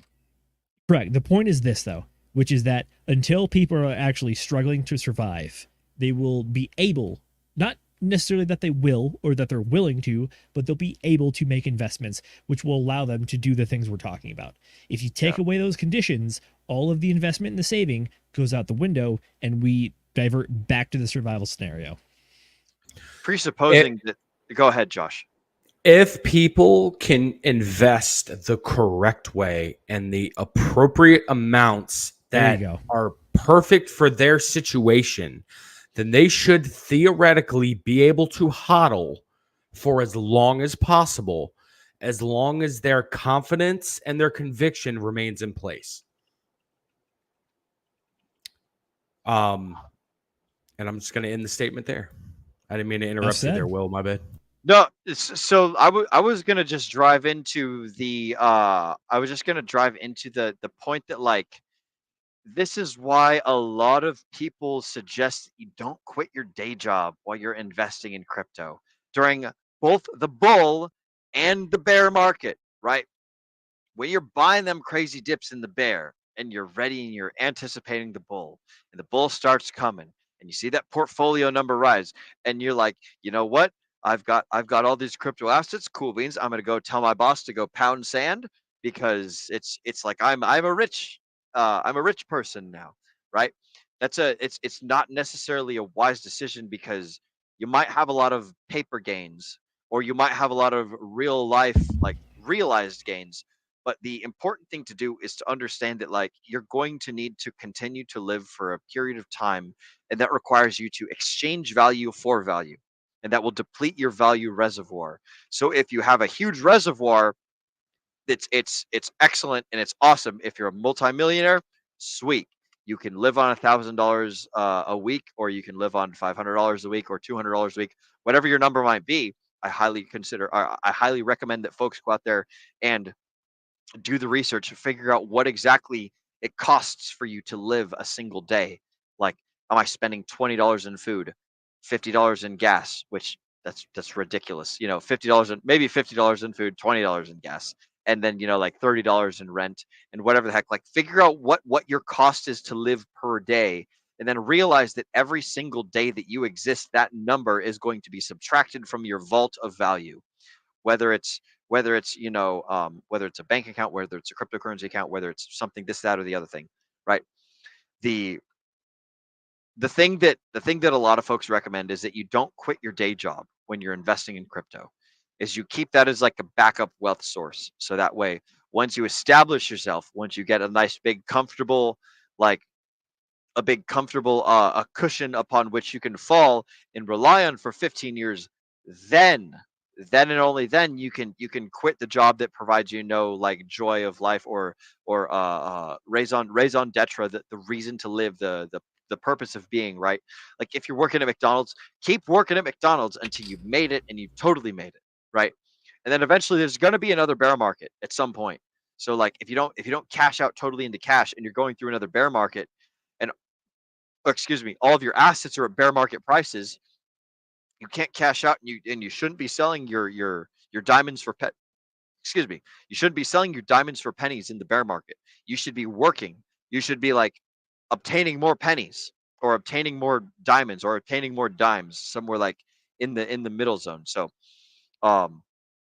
it's a common trope you see in the crypto space, to see influencers and people that are experienced say, don't quit your job, don't stop providing value to the world in some way, shape, or form, and set yourself back until you've got your nice, big, huge nest egg guaranteed, and you understand like you can survive for a duration of time on the wealth that you've accumulated, either through gambling or through wise investing or whatever you want to call it, right? Those are my thoughts on the topic. Brendan, did you have anything? And after you, I will move on to the next topic. No, I mean, I think you guys pretty much covered it. Let's move on to the next topic.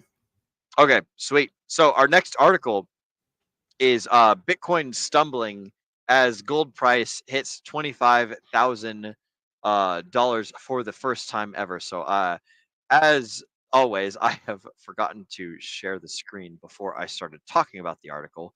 So Mrs. Producer, I'm pulling it up now as we speak, if you would be so kind. Excellent. Thank you very much. And then I'm going to see if resizing it makes a difference. It sort of kind of does. All right, whatever. So be it. So Zenith, again, this is another one of your articles. Bitcoin price stumbles as gold price hits $25,000 for the first time ever. So as we can see here, this is not the gold chart. This is the Bitcoin chart. But the point is that gold is at an all-time high. Bitcoin is not at an all-time high. So this is like for those of you that are out there and you're trading between gold and Bitcoin, this is time for you guys to pay attention. So Zenith, why don't you go ahead and give us a summary of this article? And while you're doing that, I'm going to do the old copy paste and ChatGPT it.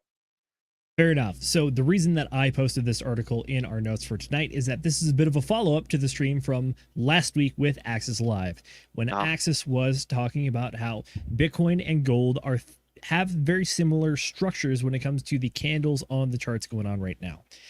And again, it goes back to the idea that if we are pitching Bitcoin as the digital gold, are you going to be very surprised if Bitcoin ends up mimicking the gold price?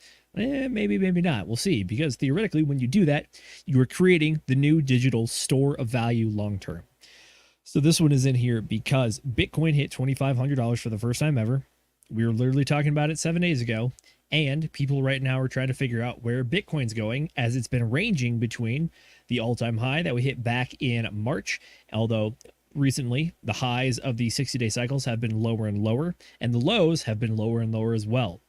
So it seems that Bitcoin right now is in a bit of a tricky spot where it's trying to figure out where it wants to go. Although I do believe that based on the market forces going on and the macroeconomic forces of the halvening and also the institutional demand, I think the odds are it's going to go towards the upside. The question right now is, in my mind, is when is the supply on the bottom end going to run out? AKA, when are we never going to see these prices again on the lower side? And when are we going to start shifting towards those higher and higher echelons of price trajectory and bouncing?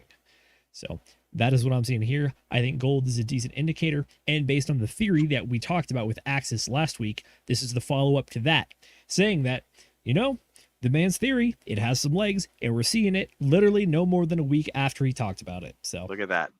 It's almost like he knows what he's potentially. I know, shocker, right? Who would have thought? Josh and Brendan, do you guys have any thoughts on gold versus Bitcoin and this interesting new gold increase? I mean, look, it's the highest we've ever seen gold. Anytime you have high inflation, price of gold generally does well. So it's a safe store of value. You know, the difference between Bitcoin and it hasn't been around as long as gold has. So it has a lot more upwards mobility from a run standpoint, from a percentage standpoint. And, you know, gold, again, probably a little safer because it's been around a lot longer. But Bitcoin still has a much higher upwards trajectory, not financial advice. But that's what I see. I see Bitcoin as more X's, gold a little bit more safer. Yeah. So for the folks at home, just from this year alone, gold over USD. So XAU is gold over USD is up 21%, and Bitcoin's year-to-date gains is 38%. So while gold in the short term is going much higher and faster than Bitcoin over the year-to-date term, and again, everything is timelines. It's all, when did you get in? Did you buy gold and Bitcoin at the same time just a little bit ago when gold was down and Bitcoin was up? Or like it's all about the timing of the market. It's not time in the market, it's timing the market. Opposite of what all the wise people say. It's all about. Anyways, Josh, do you have any thoughts on this gold and the Bitcoin stuff?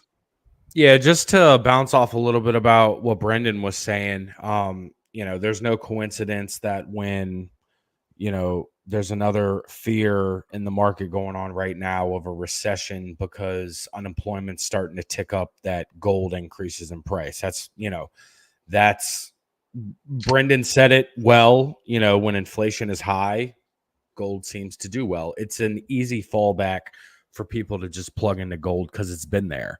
But, you know, the two asset classes, they're going to continue to ebb and flow back and forth with each other from now, you know, moving forward. It's going to happen. You know, there will be periods where gold hits an all-time high, and then there are going to be periods where Bitcoin and cryptocurrency hits a new all-time high and gold takes a little bit of a backseat. So, you know, it's just stepping back. Hey, this is the normal flow of things. Don't let it, you know, disrupt your grind. Don't let it disrupt your strategy. You know, if you want to, you know, experience, you know, something new, or if you want to maybe throw a little bit more research or something like that into a certain area, then go ahead and do that. But ultimately, at the end of the day, to me, it's just a non-starter, I guess. They're just going to continue to ebb back and forth off of each other. Yep. We never know what's going to go when, or which one's going to go higher, faster, better, stronger. But they're all like gold, S&P 500, Bitcoin, Ethereum, like what's the other one? The Nasdaq. They're all going to ebb and flow, and they're all going to outpace and underpace each other. And the only ones that are going to know are the insiders over at Congress and trading all these stocks and things. I can guarantee that within the next 5 years, there's going to be an article that says the real estate market is at all-time highs and cryptocurrency is not. And then there's going to be an article that says the opposite. Yep. Cryptocurrency is at an all-time high. You know, gold is down 5%. Real estate is doing this. It's just a matter of, at this point in time, this is what's going on in the market. But, you know, it doesn't really have that much of an impact on the macro scheme of things. Yep. No, we already talked about it, right? Bitcoin is less than 6 months out from the halvening. And so we still have a little bit more time historically before it generally gets its next big leg up. And so we're in that point of the market, and people have to realize that. And again, it's challenging, especially if you're very heavy in Hex and Pulse Chain, because you're looking at a lot of red. But for those who bought close to the bottom or are able to continue to buy close to the bottom, opportunity for more X's if it ever goes up. Can I answer Nate's question here real quick? I know it's a little off topic. Absolutely. I'm not logged into my my YouTube, so I don't have the ability to type it out. Otherwise, I would type it out. But to answer your question, Nate, I have doubled my Illuvium bag, and I have 30% more Ethereum. So pretty much, I'm mainly focusing on accumulating more Ethereum, but I've also taken the opportunity while Illuvium's down at like, $40 to go ahead and plus up on that. So that's what I've been pretty much diving into, but mainly Ethereum. That's what I'm looking to get into as much as possible. Bro, it's been the time, man. Like these numbers drop, and like this is totally new stuff. Yeah, it's amazing. Literally 2 days before before the market dropped and Ethereum went down below 2,000 and Bitcoin came down to like 49. Literally 2 days before then, I was charting and I was messaging Jay, and I was talking to Jay about the downward momentum, because we were at day 28 in the cycle, I remember, and it was like day 29 or day 30. That's when the plunge happened.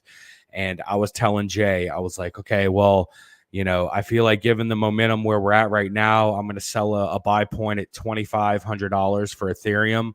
And I was like, hey, we might be able, if there's enough downward pressure, we could get down to like $2,400, $2,300 on Ethereum, if there's no real rally after that. And sure enough, I mean, it plunged, and I wish I had put, a little bit lower, but at the time, I wasn't anticipating it, but still, it's interesting how that plays out. And I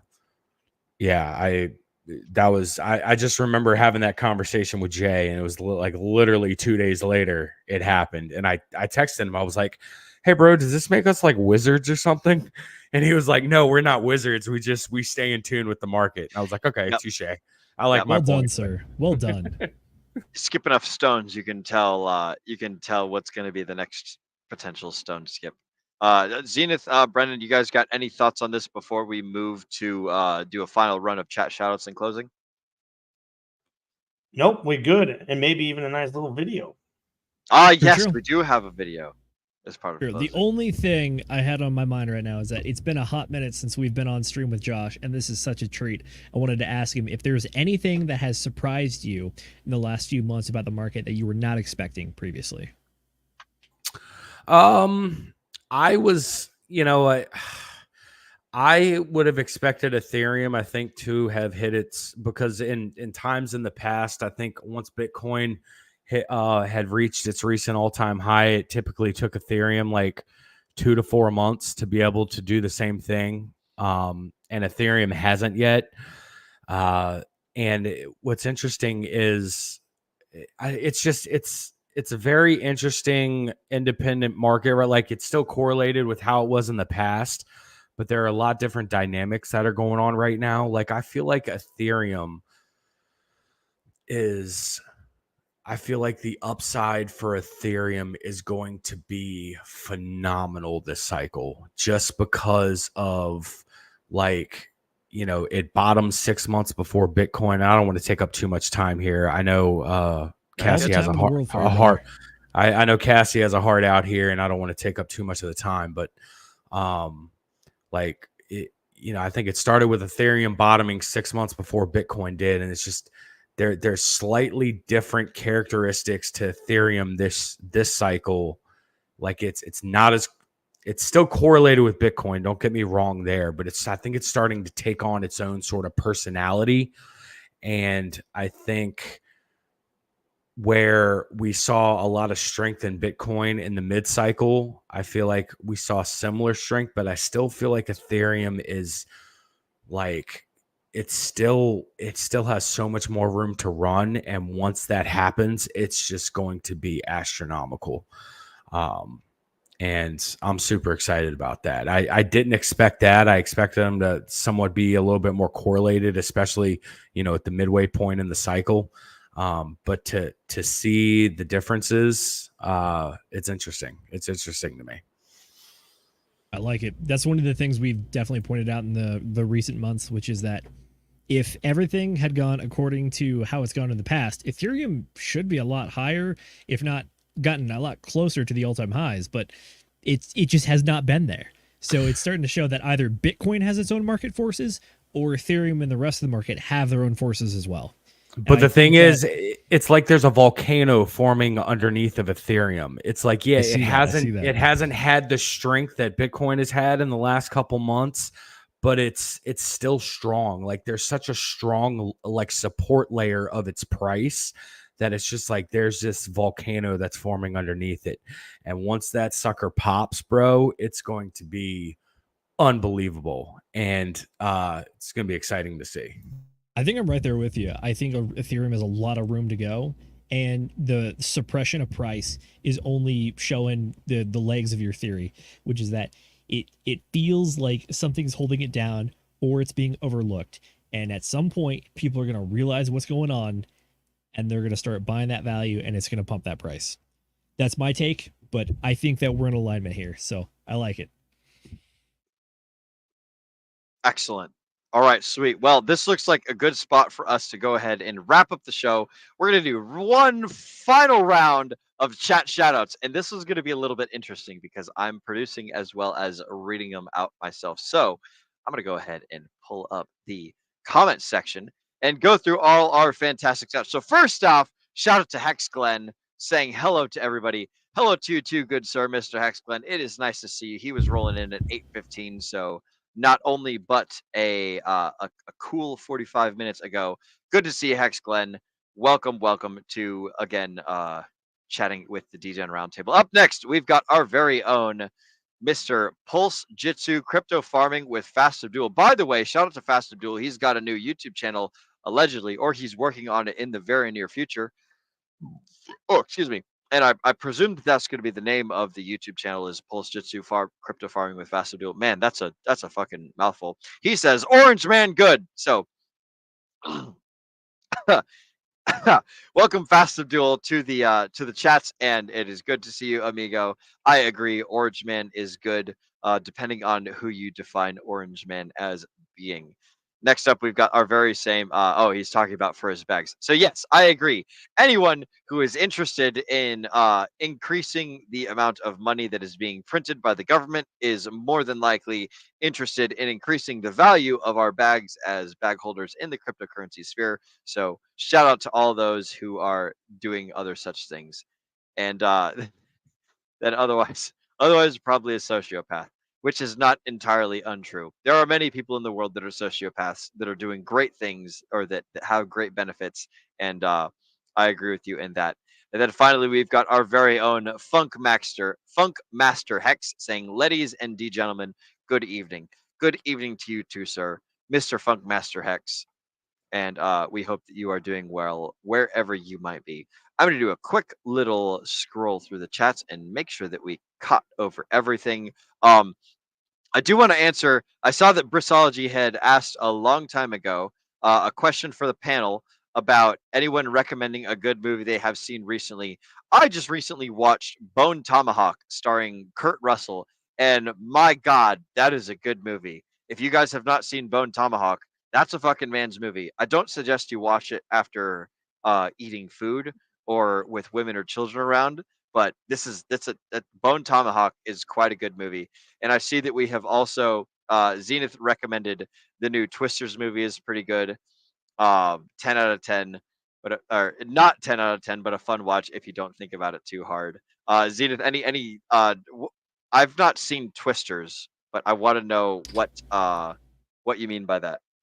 It's the new Twisters movie. I can't remember the name of the actor, but the guy that plays Hangman in the Top Gun Maverick movie, he is one of the main characters in it. And it's definitely a sequel-ish to the first Twisters movie. It's fun. You can turn your brain off and not care about it too much or think too deeply about it. It's a good watch. It's fun. It's visually appealing. It's a pretty compelling storyline. And yeah, not much more to say on that one. Okay, excellent. Brendan, have you watched, or Brendan and Josh, have you guys watched a movie recently that that sticks out to you guys? I'm scrolling through the chats and I don't see anything from you guys. So fun and fancy movies before we move to final closeout comments and things. Yeah, the new Civil War movie. I thought that was pretty good. It's I thought it was pretty good. It's original. And yeah, it had gave you some good stuff to think about. Okay, I'm looking it up. It's literally called Civil War. It came out official trailer Civil War. I think it was like 2 months ago. It came out 2 or 3 months ago. I was able to rent it, I think, on YouTube. Okay. I didn't see it in theaters. I waited for it to come out, but I watched it about a month ago. It was pretty good. I saw Wolverine Deadpool recently. Oh, yes. And that's a good one too. That's a fun movie. You know, don't expect a plot because there's no plot, literally. But it's what you expect. Fighting and a lot of swearing. Almost as much swearing as Will had tonight. Almost as much. If you're going into a Deadpool movie and you're not expecting swearing and minimal plot and maximum weirdness, then I have a feeling that you don't really know what Deadpool's about. But at the same time, if you're interested in that, it's a very fun Deadpool movie. Yeah, it's fun. I think this one had even less plot than previously somehow. I don't even know how that's possible. Like they didn't even bother trying for a plot. But Wolverine, Hugh Jackman, great. You know, it's a fun movie, and it's the highest selling rated R movie in history now. Ooh. Well, I gotta go see it now. Fuck. Yeah. Fiddlesticks. I mean, we gotta. Other than that, I saw Inside Out 2. Wasn't too bad. Definitely the first one's better, but if you like those types of movies, it was pretty good. There are some decent movies coming up that I'm looking forward to, but can't spend any more time on this. So, well, excellent. Yep, you're right. Our final comment is Sergio. Looking forward to District 10. It's finally coming. I'm guessing that's a Neil Blomkamp movie as a follow-up for District 9. I could be wrong, but shout out to Sergio for hopping in the chat and throwing in his final thoughts. Gentlemen of the panel, where can the folks find you and what do you got going on in the near future? Starting with our very own Josh, Mr. Chocolate Taints. Where can they find you and what do you got coming on in the near future?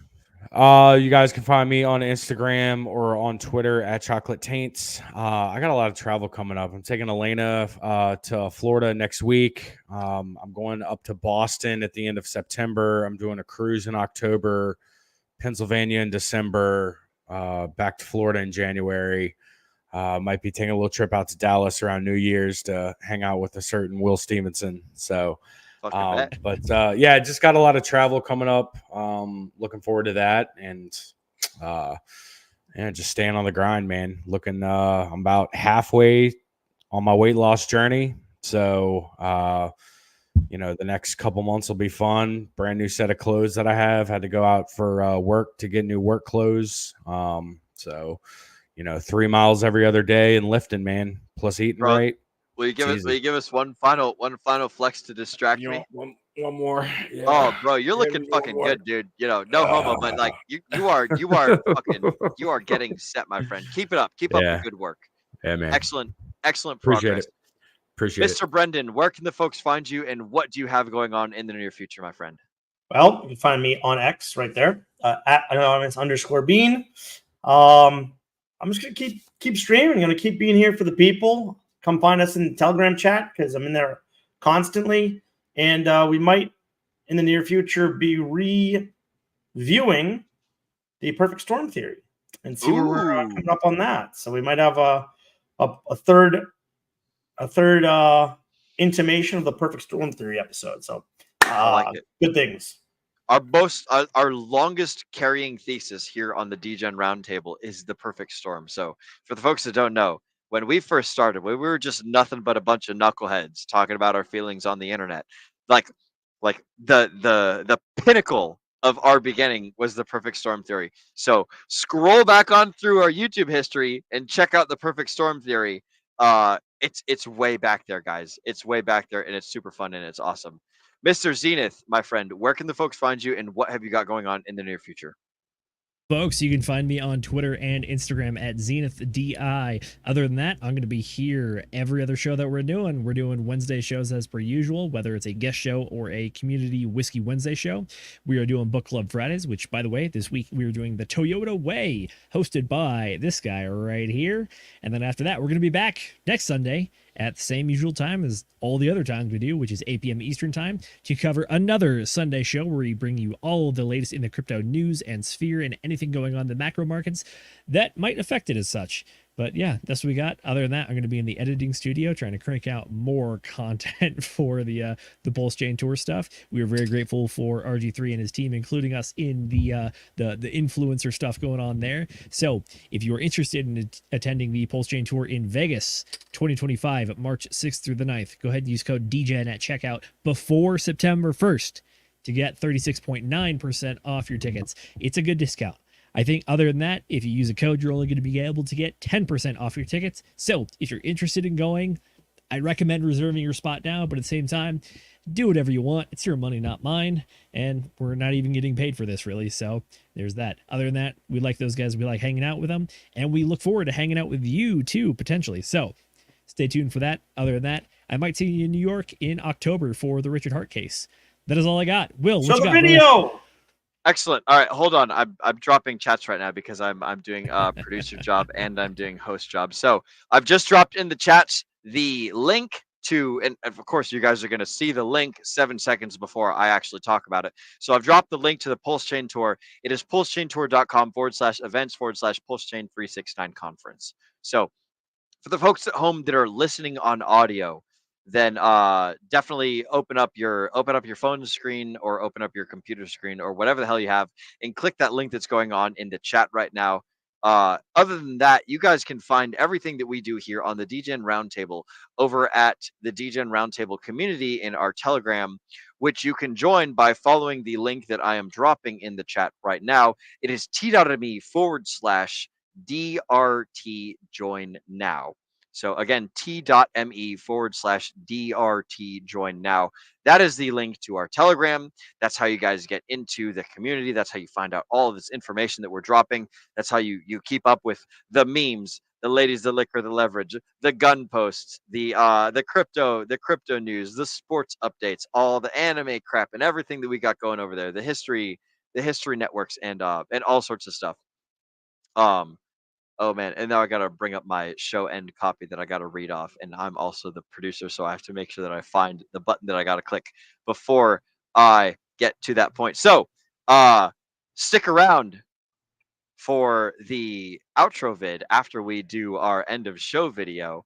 We're gonna also play Zenith's fantastic Pulse Chain Tour thingamajigger there at the very end of the show, and that's how we're gonna end this show right here. So I want to thank you all for spending your valuable time with us here on the Degen Roundtable. And as Agent J says, we know that time is your most valuable asset, and we appreciate you investing your precious time with us here side by side on our cryptocurrency journey. And to think that we are only just getting started. So Mrs. Producer, which is actually me today, I didn't decide to change my copy because I'm the one producing. Go ahead and get that trigger figure ready. And I want to, I got to switch my hands. Damn it, because I got to salute with my right hand.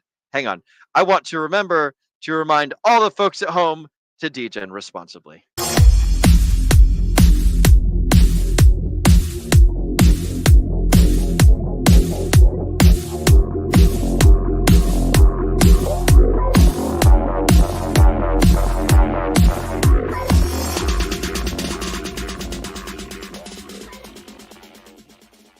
Ladies and gentlemen, welcome back to the Pulse Chain Tour Masters Golf Tournament 2024. Zenith is making his approach to the green on this sudden death playoff between himself and Reginald Gerald III, who already completed his putt for birdie. Zenith needs to make this putt right here in order for his dreams of winning that jacket to stay alive. Let's see what he does. Oh, he flubbed it. He missed. He whiffed. He's a loser.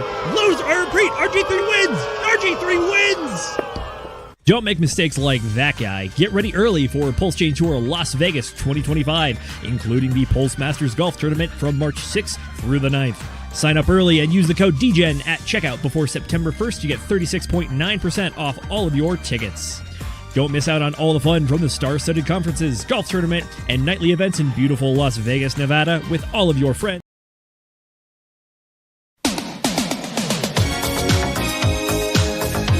Boo.